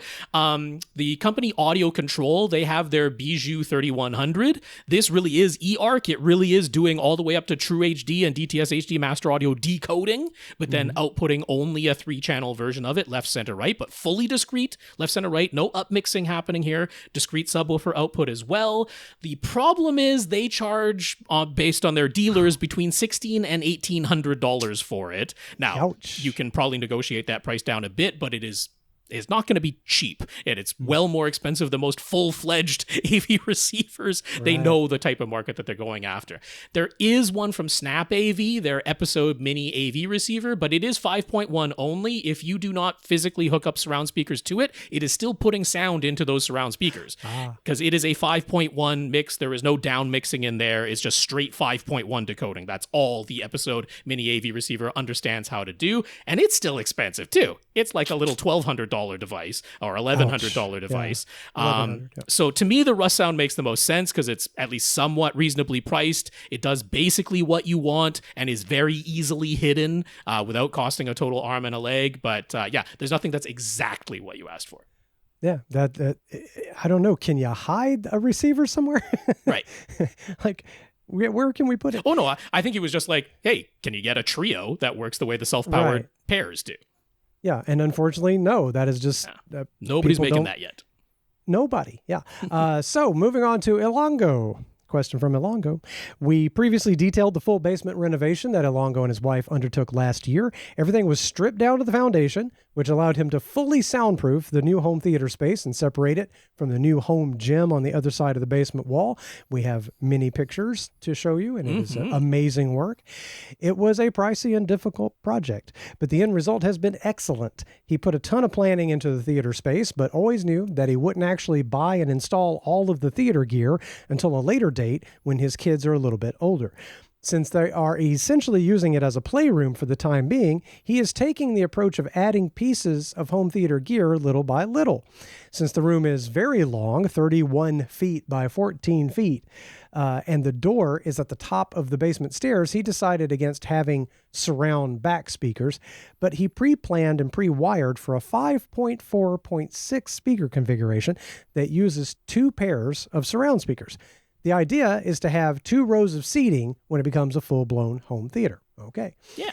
He already put 3 pairs of Sonance Mag 6 speakers in the ceiling. When the room was being constructed, he had fully soundproof backer boxes that are decoupled from the room's framing installed for all of the in-ceiling speakers and lights and the future in-wall surround speakers. So he has decided it's time to buy and install the 2 pairs of surrounds. But what to get? And where exactly is he going to cut the holes in the double drywall on the sidewalls? Obviously, based on where the backer boxes have been pre-installed, he knows where the 2 pairs of surround speakers will go front to back, but precisely how high? These are the things he needs our help with. The system is going to be driven by a Denon X3800H receiver, and he has not fully decided what his future front 3 speakers are going to be. They will be neutral, wide dispersion front speakers, though. And his budget for the 4 surround speakers can go as high as $2,000 Canadian. He's perfectly happy to spend less, though. And since we can't really recommend exactly which in-wall speakers to buy without also knowing what the seating situation is going to be, that isn't fully decided yet either. His wife is not particularly enthusiastic about the idea of a seating riser. The front row will almost certainly be a nice, wide, comfy couch. That part is pretty darn certain. But the second row might be another couch, not on a riser, or it might, or it might be taller seating. They're kind of thinking they might add a pool table at the back of the room, so he likes the idea of having high-end bar stools. So probably not long movie watching if we're sitting on bar stools. And then there's the whole wrinkle of buying speakers in Canada right now. He's not opposed to buying speakers that he can pick up in the States. His parents still live across the border, so he could pick up some speakers when he goes to visit them. But if he's buying within Canada, the options are a little more limited. So he's sort of been eyeing the Focal 100 IWLCR speakers. They're available from Crutchfield, Canada for $480 Canadian each. A little bit pricey, but within his budget. They are a vertical MTM design using 5.25-inch drivers above and below a 1-inch aluminum inverted dome tweeter. Should he go with those or something else? And exactly how high should he mount both pairs given where the backer boxes are already installed and his not set in stone seating and front 3 speaker plans? So do you want to first talk about how high and where and how, or you want to talk about speakers first? Yeah, I mean, it all kind of comes together, in a system and a holistic sense of yes. what's going to work here. So my first I thought hate was picking surrounds before everything else. I know. That's very uncomfortable But for me. he wants to go for neutral wide dispersion front speakers. Sure. So as long as you have neutral wide dispersion surround speakers, they're not going to be oodles and oodles of miles apart. And it's relatively easy to accept a very minor timbre mismatch between your fronts and your surrounds, especially in a fairly open room like this. So yeah, my first thought was, you're in Canada. You want even neutrality wide dispersion speakers. Paradigm. I'm thinking Paradigm. Now, I've always thought that Paradigm's in-wall speakers were a little bit overpriced, and that's definitely the case here. But yeah, one very good retailer that we've got in Canada is Gibby's Electronic Supermarket. So I had a look over there. Now, Paradigm, of course, has different series at different price points for their in-wall speakers, and I've never been a gigantic fan of their lowest price ones, their CI Home series, that are at quite affordable price points. They're using the less expensive drivers that Paradigm does not manufacture themselves, because Paradigm actually manufactures their own drivers, but not in their least expensive series. So I've never been a huge fan of those, but the step up from that, the CI Pro series, those have essentially been the same as their either Studio series or their now Premiere series, which is by no means their most expensive ones, but it's using very consistent drivers across those series. That Paradigm does make themselves, manufactures them here in Canada. So yeah, the Paradigm CI Pro series is what I'm looking at. Now, over at Gibby's, I've already checked on this, so I know this isn't going to quite work out, but they are on to the version 2 of the CI Pro series now, using the updated drivers that they're using in the version 2. So the P80IW, in this room size, I'm going to want the 8-inch woofer size, because you're going to need a speaker that can, if you're crossing it over at 80 or even 100 hertz, still contend with this volume of air getting down, below 200 hertz. Below 200 hertz is bass, and you are asking your speaker to play that, and it's more the room than it is just the straight distance from speaker to ears at that point. You need something that can actually output below 200 hertz down to at least 100 hertz at a reasonable level, and I think those 8-inch drivers in the P80 IW model is what you're going after. So Gibby's did list the version 1 at $377 each on clearance. That's not a crazy price. I think these speakers should be priced at about $350 to $400. I think that's pretty reasonable for what these speakers are. The problem was, I told that via email to Ilango. He called them up, and they only have one. So when they said they have low stock of the version 1, yeah, they weren't lying. They have one of them left over at Gibby's. So, of course, he could look elsewhere for the version 1, but they are selling the version 2. They are listed at $600 each, which I think is pricey, and it's over the budget he wanted to pay. Mm-hmm. But again, he talked to them, and they're like, yeah, they do a package discount. So if he's buying a few other speakers, they can basically get that down to $500 each. That's right at the top of his budget. But specs-wise, everything-wise, I think those make the most sense. When we're seeing the way that the backer boxes are set up, the backer boxes have been set up level with each other in terms of height. But for 2 rows of seats, I can't imagine having 2 couches at the same level. That you're going to have to mount the screen high up, or else the back row is always going to have a very obstructed view if you got 2 couches right at the same level. What I would do is I would buy that second row couch, and I would attach really tall legs on it and go, I don't know, honey, that's how it came. There are bed risers, there are couch risers, that can absolutely be done. But since he's already got these backer boxes installed, here's the trick I would do, all right? I would cut the 2 holes on one side for these 2 side surround speakers on each side. I would cut the holes in the walls at the same height, so that visually the holes in the walls and where the grills on the speakers end up being looks no different from each other. Right. But what I would do is have it so that the frontmost pair, I would turn them upside down so their tweeters are on the bottom. And I would have it so that their tweeters are at 4.5 feet off the ground, right? Figure out what that couch is roughly going to be. Most of us are sitting where our ears are between 3 to 3.5 feet from the ground, because our ears aren't exactly at the very top of our heads. And so most of us, our ears when we're sitting down in a normal couch are 3 to 3.5 feet off the ground. I want the tweeters to be at least a foot above that. So I think 4.5 feet is like a very good place to aim for. And then for the rearmost speakers, same speaker, but right side up, tweeter at the top. Now you have slightly tiered height in those tweeters, and I would definitely go with like the bar stool idea if that's the only other option. No, I like that placement analysis. I remember looking at a Dolby 5.1 white paper or something in the past that showed me the ideal angles and placement, front to back and how high up. And I did my best with like bookshelves on either side of the couch, so directly to my right and left, not all the way in the corner. And I took the shelf that was closest to about what you said, about that foot above my head kind of thing. And that worked out perfectly. And I have the speakers laying on their sides with the tweeter sort of toward the back to almost simulate a little more depth to the room was my thinking. I don't know if it does, but I like how it sounds, so good enough. But yeah, I like that kind of idea. That's clever. Tweeter down for the front row, tweeter up for the second row. I like it. Shall we move on to Stefan? Yes. Stefan's theater room is 15 feet wide, 17 feet long, and 8 feet 4 inches high. He's using a Denon X6800H receiver, and he created plans for a 9.4.4 speaker configuration. But he started by deploying a 7.4 speaker setup using RBH's newest Impression series on-wall speakers all around. 3 of the 55 IWR speakers up front, and the 5 IWR speakers as surrounds and surround backs. His seated ear height is about what Rob was saying a little bit ago. It's 3 foot 8 inches, and he installed his surround and surround back speakers with their tweeters slightly elevated, 4 foot 2 inches for the surround tweeter height and 4 foot 4 inches for the surround back tweeter height to properly clear his seat backs. Sounds nice. He thinks it sounds good. Okay, we're done. Next question. Right. But he also has no alternative to compare it to. That is a phenomenon where you go, well, this sounds good, but does other people's theater sound better? So he got a bit curious when he recently heard Anthony Gramani talking about his recommended surround speaker height, and he suggested having them even higher, like between 5 and 6 feet. Would his setup sound even better if he raised his surround and surround back speakers even higher? This sounds like a low-risk experiment. Like, can you put the speakers a little bit higher, and can you have somebody stand there and hold it a little higher? That's what it would have to be. Yeah, obviously not the permanent installation, right, immediately, but yeah, experimental does sound right for sure. Sounds like a harmless experiment, I guess.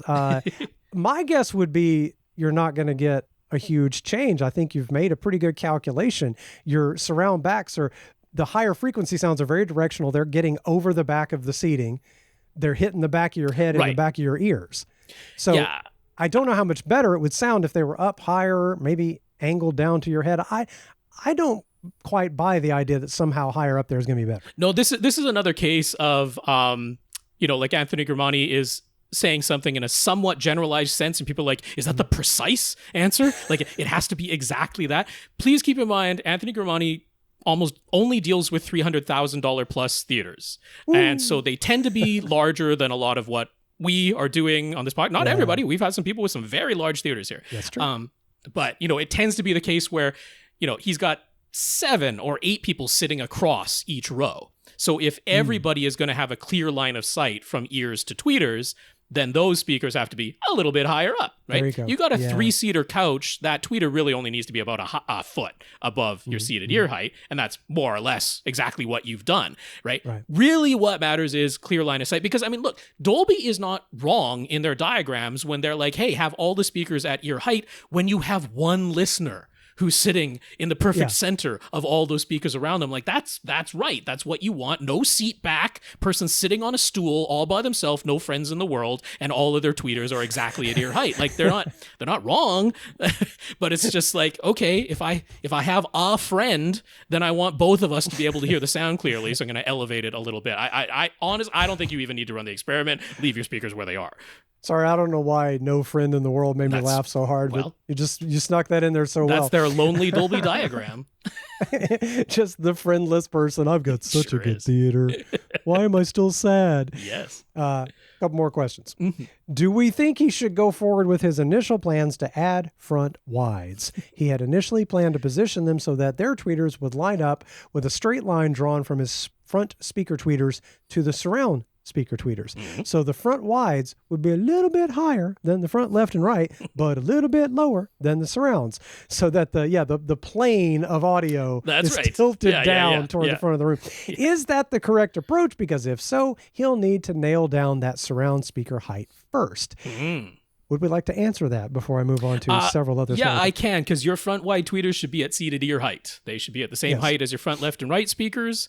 Theoretically, ideally, your center speaker too. But all of the speakers that are in front of you, there is no seat back. There is no person beside you to possibly occlude any of those sounds. Those should all be at seated ear height. So it's not that they're drawing a line from front left speaker to surround left speaker and the front wide speaker falls on that line. It's like, nope, front wides. The front wides go at plus and minus 60 degrees. It's all based on degrees. They go at plus and minus 60 degrees, and they go at seated ear height for their tweeters. Right. So they don't have to be on the plane of the ecliptic of the solar system. They just they go ear height. And then, which RBH speaker model would be the best choice for front wides? They can't really go flush on the sidewalls like his surrounds, right? They pretty much have to go on speaker stands, don't they? Is he right about that? I mean... Well, ideally. I mean, you want to be within the cone of dispersion. You want to be within the cone of dispersion of the speaker. It's kind of rare that a front wide speaker at the plus minus 60 degree point, if it was like flush on the wall and firing its sound straight across the room each other like your surrounds might be, that you're genuinely going to be within the good cone of dispersion. So yeah, you probably do want to have those speakers angled towards you. Yeah. Right. So should he get bookshelf RBH Impression Series speakers for the front wides rather than the on-wall versions? And which size, the single woofer 5 IR model or the dual woofer 5.5 IR model? So I think, your room is a nice size, but it's not enormous. And the front wides are going to be physically closer to you than your front left and right speakers. So I don't see any reason why you can't go with the single woofer 5 IR. I don't think you need the 5.5 IR. Now, you could take the 5 IR on-wall model. It's a fully sealed model, so you could put that on a stand with an angle. You don't have to get the bookshelf. If you're like, I don't want to take up any, a walkway space or anything like that, you could do that. That's not out of the question. But yeah, if you're going to get it, I'd get the single woofer model, and then either one is a solution. Having the on-wall model at only 3.5 inches deep on a stand might look a little precarious, but hey, some museum putty can overcome that. There you go. I would have it angled towards you, towed towards you. We need an AVRant branded museum putty. Yeah, wouldn't that be fun? Yeah, we need some merch. What are we doing here? A couple more questions. On the display side of things, he's been seeing people debating what actually makes the most visible difference and looks the best when it comes to projectors. Some people say that focusing more on the projector being brighter is what actually leads to more stunning images. So, for example, some people argue they would rather get the Epson QB1000 than the JVC NZ500. Everyone agrees that the JVC has deeper black levels and higher native panel contrast, but some people say that the Epson being so much brighter actually matters a lot more. So Stefan is just curious to hear our opinions on that. I'm always going to lean toward darker room and better blacks.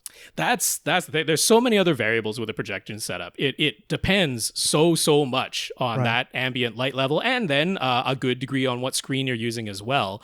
But I mean, so many people don't realize that like I am able to turn all the lights off in my room and cover all the windows, and they're like, so that means I have pitch black, right? And it's like, nah. You don't. Not yet. It's amazing. Yeah, if you've got, eggshell or glossier wall finish, even if it's a dark color, but anything other than like black walls, it's amazing how much light reflects around the room and makes it back onto the screen. If you've got status lights, if you've got any source of ambient light whatsoever, it's amazing how much gets back onto the screen. So many people are like, they say they have light control, but a true dedicated home theater aficionado would be like, no, you don't actually have full light control.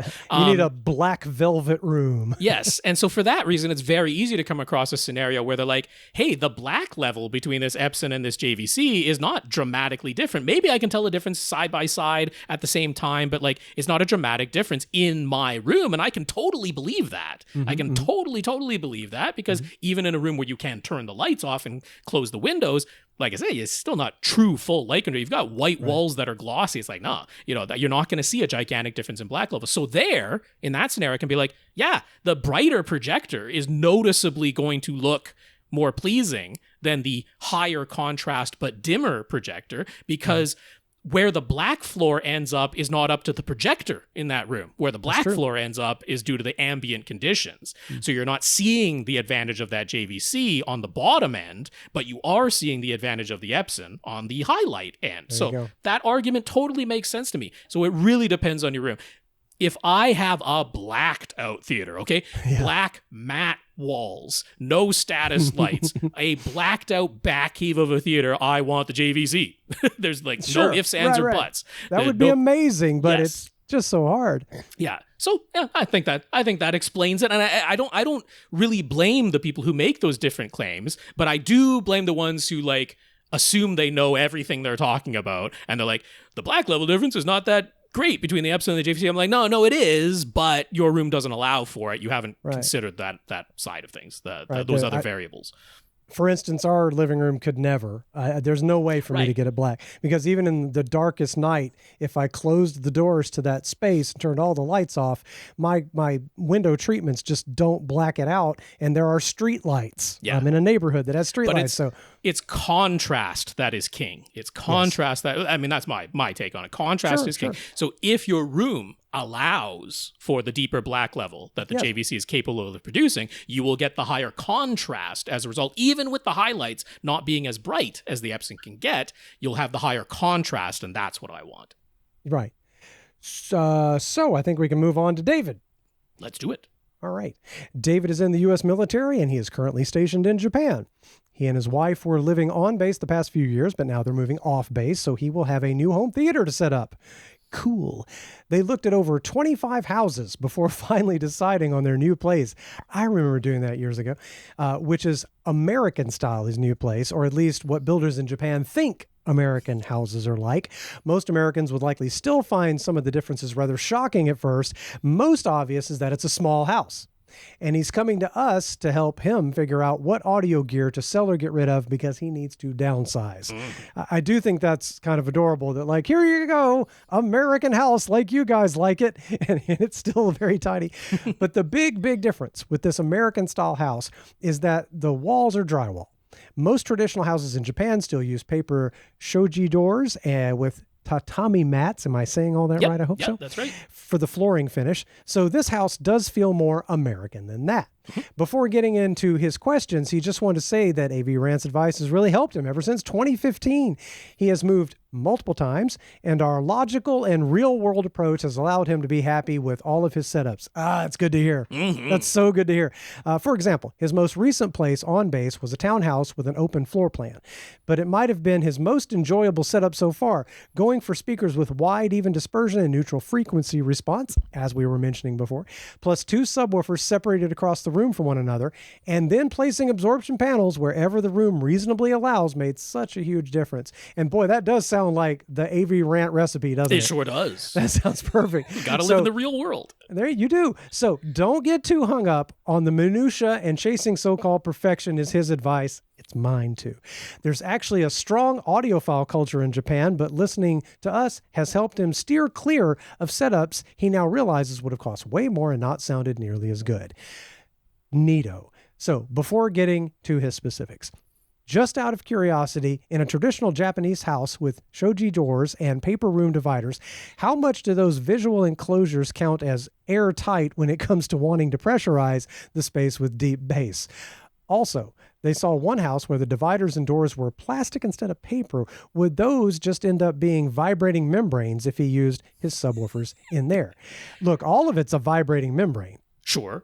I mean, if the paper is going to vibrate, the paper can vibrate too. Yeah, it can flutter sometimes. Yeah, I'm guessing you'd hear the paper even more than the plastic, depending on thickness and shape and size. Yeah. So I mean, it's almost next to nothing in terms of like if you're pressurizing the space with bass and what you have is a shoji door made out of paper or even the plastic, it's getting pretty close to nothing. The bass the bass is going to find a way through or around that very readily. And I mean, you know this because you can play the subwoofer in that room, close that door, and the sound pressure level goes down a little bit, a little bit. It is noticeable door closed versus door open, but you can hear your subwoofer playing very easily in the next room. You can hear people talking very easily in the next room.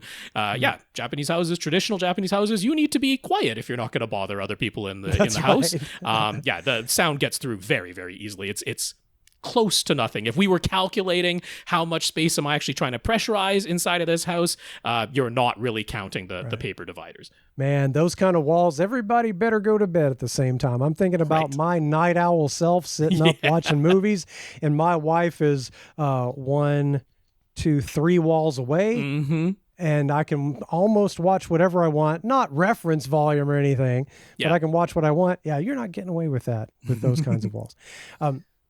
He's going to have 3 rooms with TV setups in them: the main bedroom, a family room, and an actual enclosed dedicated theater room.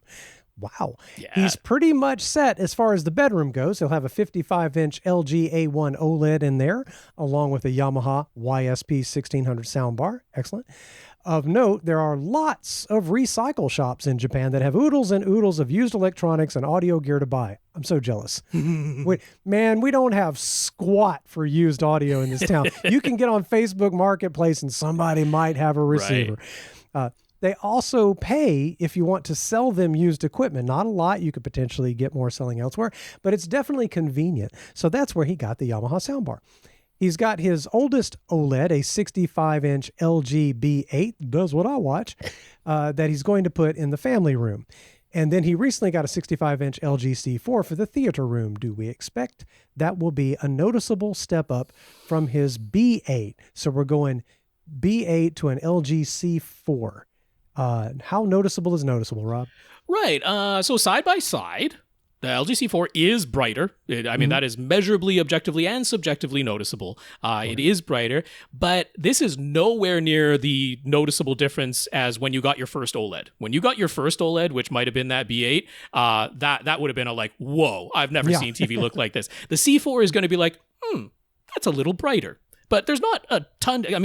Zero nit black is zero nit black, so it's never going to impress you to that extent again. It's the same zero nit black. Right. I'd be like, side by side. You put them side by side, playing the exact same thing. I would expect you can notice a difference between the two. But don't expect to be blown away going from a B8 to a C4 the way you were from a CCFL LCD to that B8 the first time. It's not that kind of difference at all. I don't know.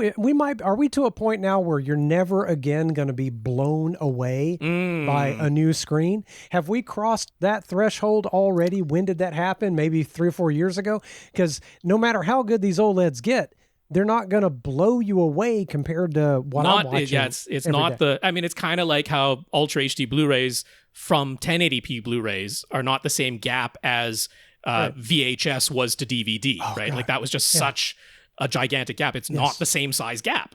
When we went from a 31-inch tube TV in the year 2005 to that first plasma, now that was a gasp. Yeah. We invited family over and we just watched whatever was in HD. Yeah, exactly. Just random documentaries and everybody oohed and awed, never seen anything like it. But when we went from the plasma to the OLED, it was better and it was exciting. I was like, dang, this is a bigger screen and those blacks are perfect. Mm-hmm. But it didn't have that same oh my God effect that it did going from tube TV to and then going from an earlier generation OLED to a later generation OLED, even smaller than that. Even smaller. So we may just be to the point of we kind of figured out TV, like I said before. We just kind of figured it out for most rectangular viewing of movies and TV shows in 2D. There's going to be something amazing in the future. Eventually, we're going to figure out the goggles that do 3D or something. Sure. Eventually, that's going to be pleasant and interesting and a whole new art form. But for the rectangular movie, get a good OLED, you're kind of done. So he currently owns 2 older Denon receivers, an X4000 and an X3500H. He only wants a 2-channel setup in the family room, although a surround sound setup is not entirely out of the question. It would just need to be very compact and discreet. For the dedicated home theater, though, he wants a full surround sound setup with his dual subs, and he wants to take full advantage of his new C4 OLED's capabilities. So, probably time to part with the X4000, right? Do you want to answer that one right away? Is it time to get rid of the 4000? Not to spoil the coming up answer, but the only scenario I would keep it is if you do end up putting a modest surround sound system into the family room that's still using the B8. The X4000 could come in handy there potentially, but if you really are just absolutely going to do a stereo setup in the family room, then yeah, the X4000 can probably go at this point. Well, let's hit his series of following questions then. And then regarding the X3500H, could it still be useful in the theater, or is it time to upgrade to a receiver with HDMI 2.1? He mainly plays games on a PS5. Is 4K 120 honestly not even worth worrying about? What about VRR? Ooh. He's thinking about a lot. If he upgrades in order to get HDMI 2.1, what's the least expensive option to get that, but still have Odyssey Multi-EQ XT32? He saw an X2700H at one of those recycle shops at a very low price, so the gap in price from that to an X3800H is huge. What should he be looking to do receiver-wise? So here's the thing. Your X3500H, it didn't actually have it straight out of the box, but did get an update that essentially allowed it to do eARC. It can take a... in your case, what you'd really care about most is an uncompressed multi-channel PCM signal. That's what your PlayStation 5 is actually going to output the most, is like a 5.1 or a 7.1 uncompressed PCM. And your X3500H can accept that via eARC. So your connection scenario would be you plug your PS5 directly into your C4 OLED, and then you use eARC to send the audio back downstream to your X3500H. Because I would not want to plug a PS5 directly into the X3500H and then plug the X3500H into the C4 OLED. You will be limiting what the PS5 can do video-wise with that signal chain. But if you plug the PS5 directly into the C4 OLED, you can get all the video goodness and then rely on eARC to have no compromise in terms of the audio quality. So I don't think you need to get rid of your X3500H because you have no other 4K 120 capable sources. I'm not really worried about it, but hey, it's nice to have the ability if you have a game that does it, and VRR is not going to go through the X3500H, and that is a nice feature to have. So I worry about those a little, but you can do this without buying a new receiver. There you go.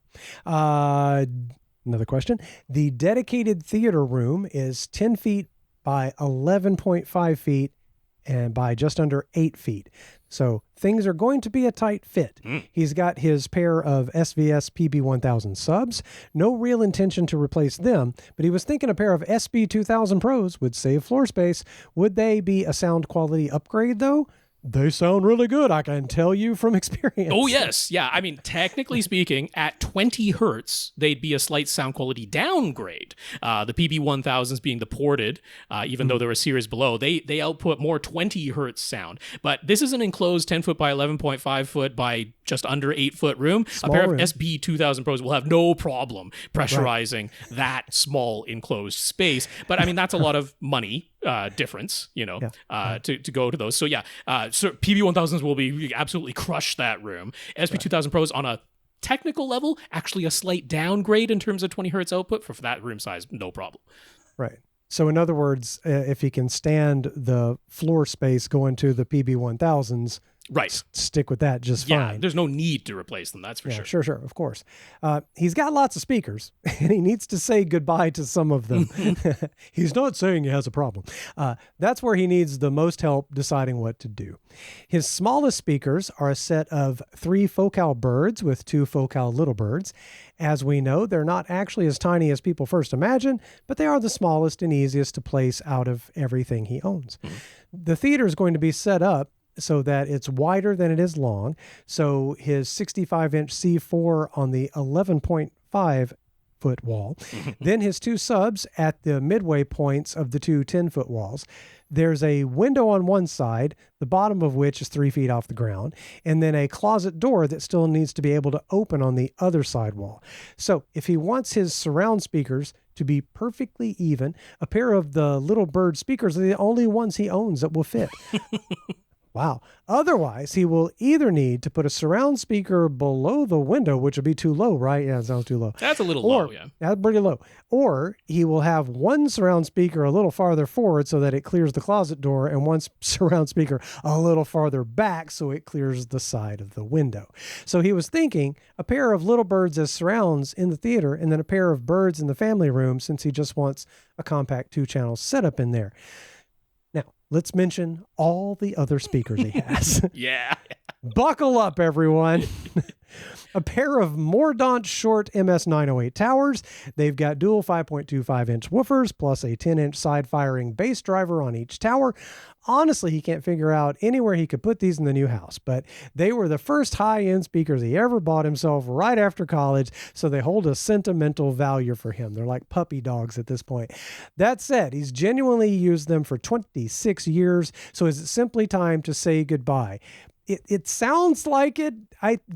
That description sounds like it, man. It can't last forever. And if this is going to be your house for a good long while and you got 26 years, and believe me, I understand, I've got 25 years on my big Yamahas that have side-firing subwoofers. Yep.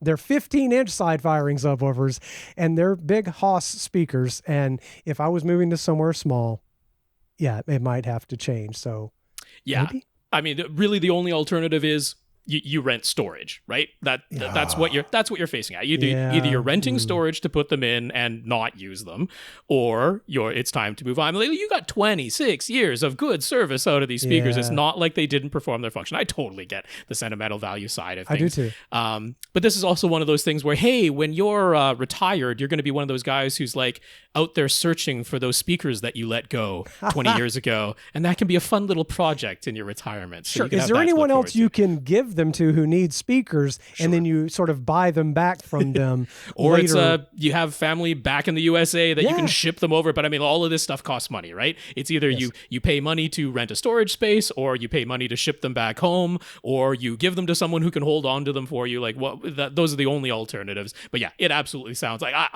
where are you going to use them? There's nowhere in this house to make use of them. So, and man, believe me, I understand. Like I have computers tucked into upper corners of closets because there is sentimental value, and I justify it by saying it's kind of fun to have a Windows 3.1 system and a Windows 98 system and a Windows XP system and a Windows 7 system and a Windows 11 system. I'm literally pointing if you're watching the video because I have all of those, so I get it, but at some point things are just so big and life has to go on. So I got to get going here pretty soon, so let's wrap up this question, and that'll be the end, or this per question asker, and that'll be that. Yeah. Okay.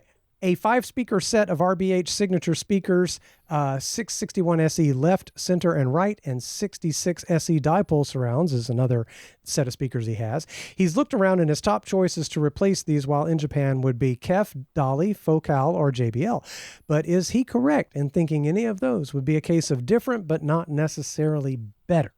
I would say so just to that right away. Yeah, the RBH Signature Series speakers they're about as neutral and like Floyd Toole would love them type of design. So it's like you can absolutely get speakers that sound different, but like better better outright. It's not like you have any sort of output capability needs that they can't satisfy in this tiny room size. So you can get different, but outright better, I would say no. Right. He figures he can find a way to fit the front 3 speakers in the theater, but the dipole surrounds are the problem. They're big, 25 pounds each, and being a dipole design, you really do need to sit in just the right spot. And we already mentioned what his sidewall placement options are like. If they were bipoles, maybe he could still use them, despite uneven forward versus back placement of the pair. Maybe. What do we think? He kind of hates to break up the set. Does he just sell the dipole surrounds? Does he sell all 5? What should he keep a lookout for if he sells them all? Oh goodness, you have so many speakers. So I have a out of the box suggestion, which is you can make them into bipoles. You can do it because they don't have a switch. It's not as easy as that. There were some speakers that literally have a little toggle switch on the back of do these operate as dipole or do these operate as bipole. They're not quite that simple. But if you can use a screwdriver to unscrew the drivers on one side of those speakers, you just reverse the black and white wires inside the speaker to each driver, and voila, you have made them into bipoles. Now, how about that? Yeah. They were not necessarily designed to work that way, whether you'll have exactly the frequency response that you're wanting, but a bipole speaker really is just 2 speakers firing in separate directions at the same time. Yes. Whereas a dipole is 2 speakers firing in separate directions, one pulling in while the other pushes out, and vice versa, whereas the bipole, both of them are pushing out and pulling in at the same time.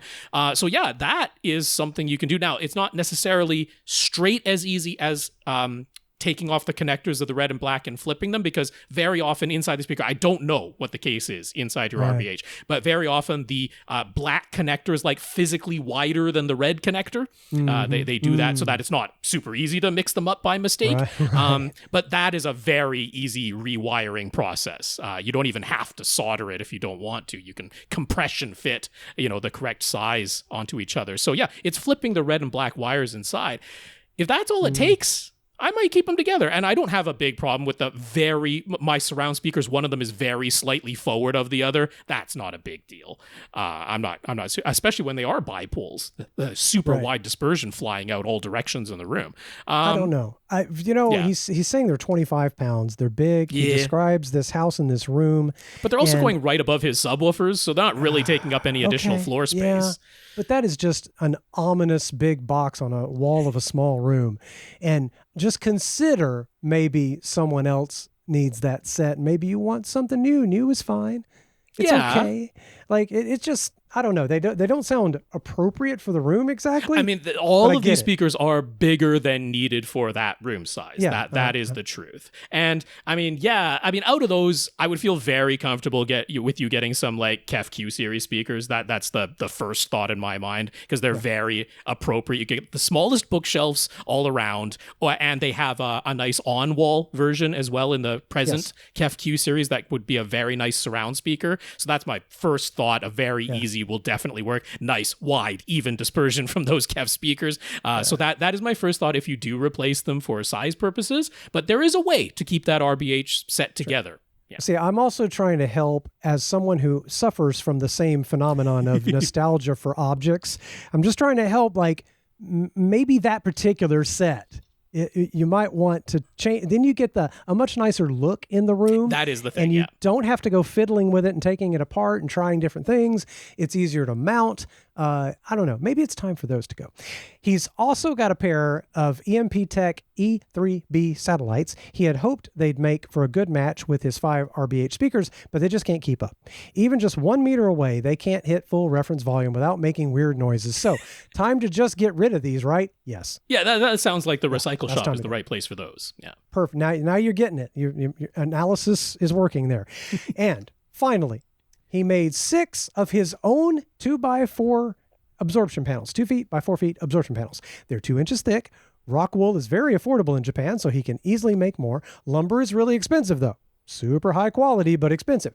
As with previous setups, he'll just try to put them wherever he can. But they're a bit beat up at this point from his cat climbing on them. Kitties. And slightly smaller panels would actually be easier to place, and these ones aren't that thick. The most common lumber and rock wool bats he can get in Japan would make 2 feet by 3 feet by 3 inch thick panels, the easiest to make. So would that be a good idea? I sort of immediately want to say yes, especially if you've got any cat damage. Yeah. Maybe it's time to move on and try something new. Or maybe I'm just talking to myself, Rob. Lee Overstreet needs to do some new stuff and get rid of some stuff. And maybe I'm using this question and trying to help this person, trying to help David, but maybe I'm helping me.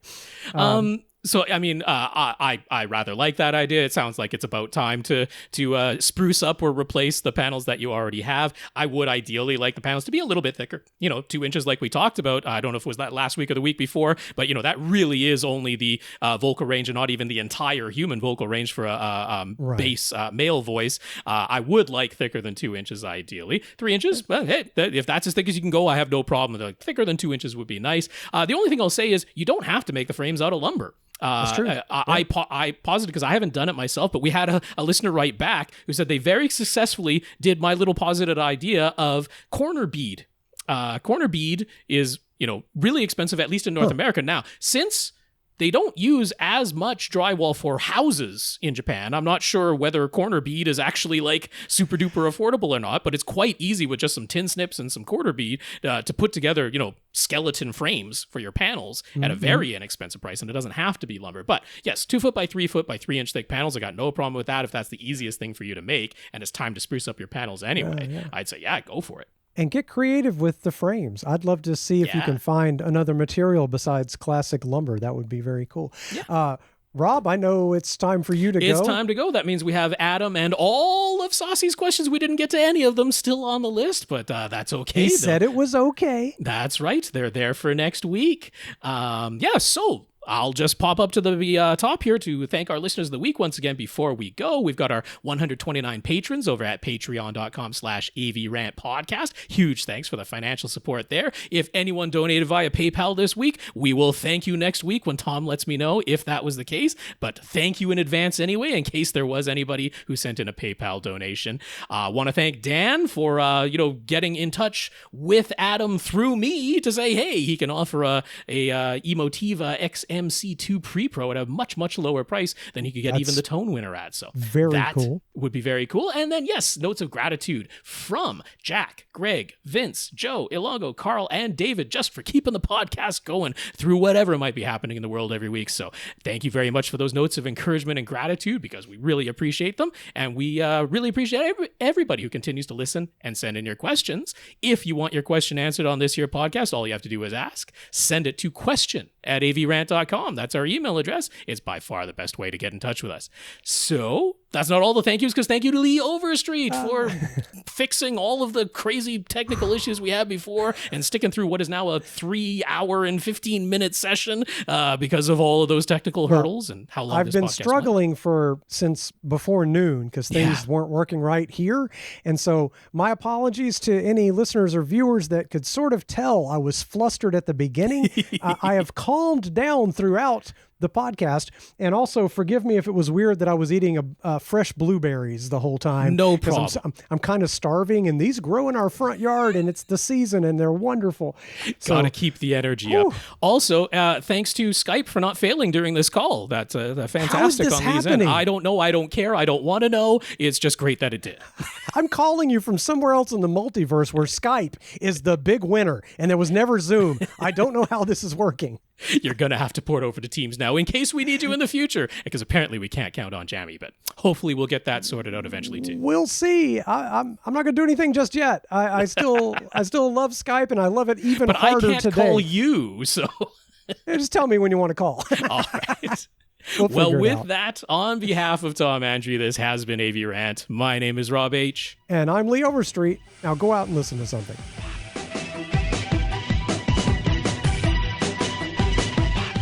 Want your question answered? Send it to question@avrant.com.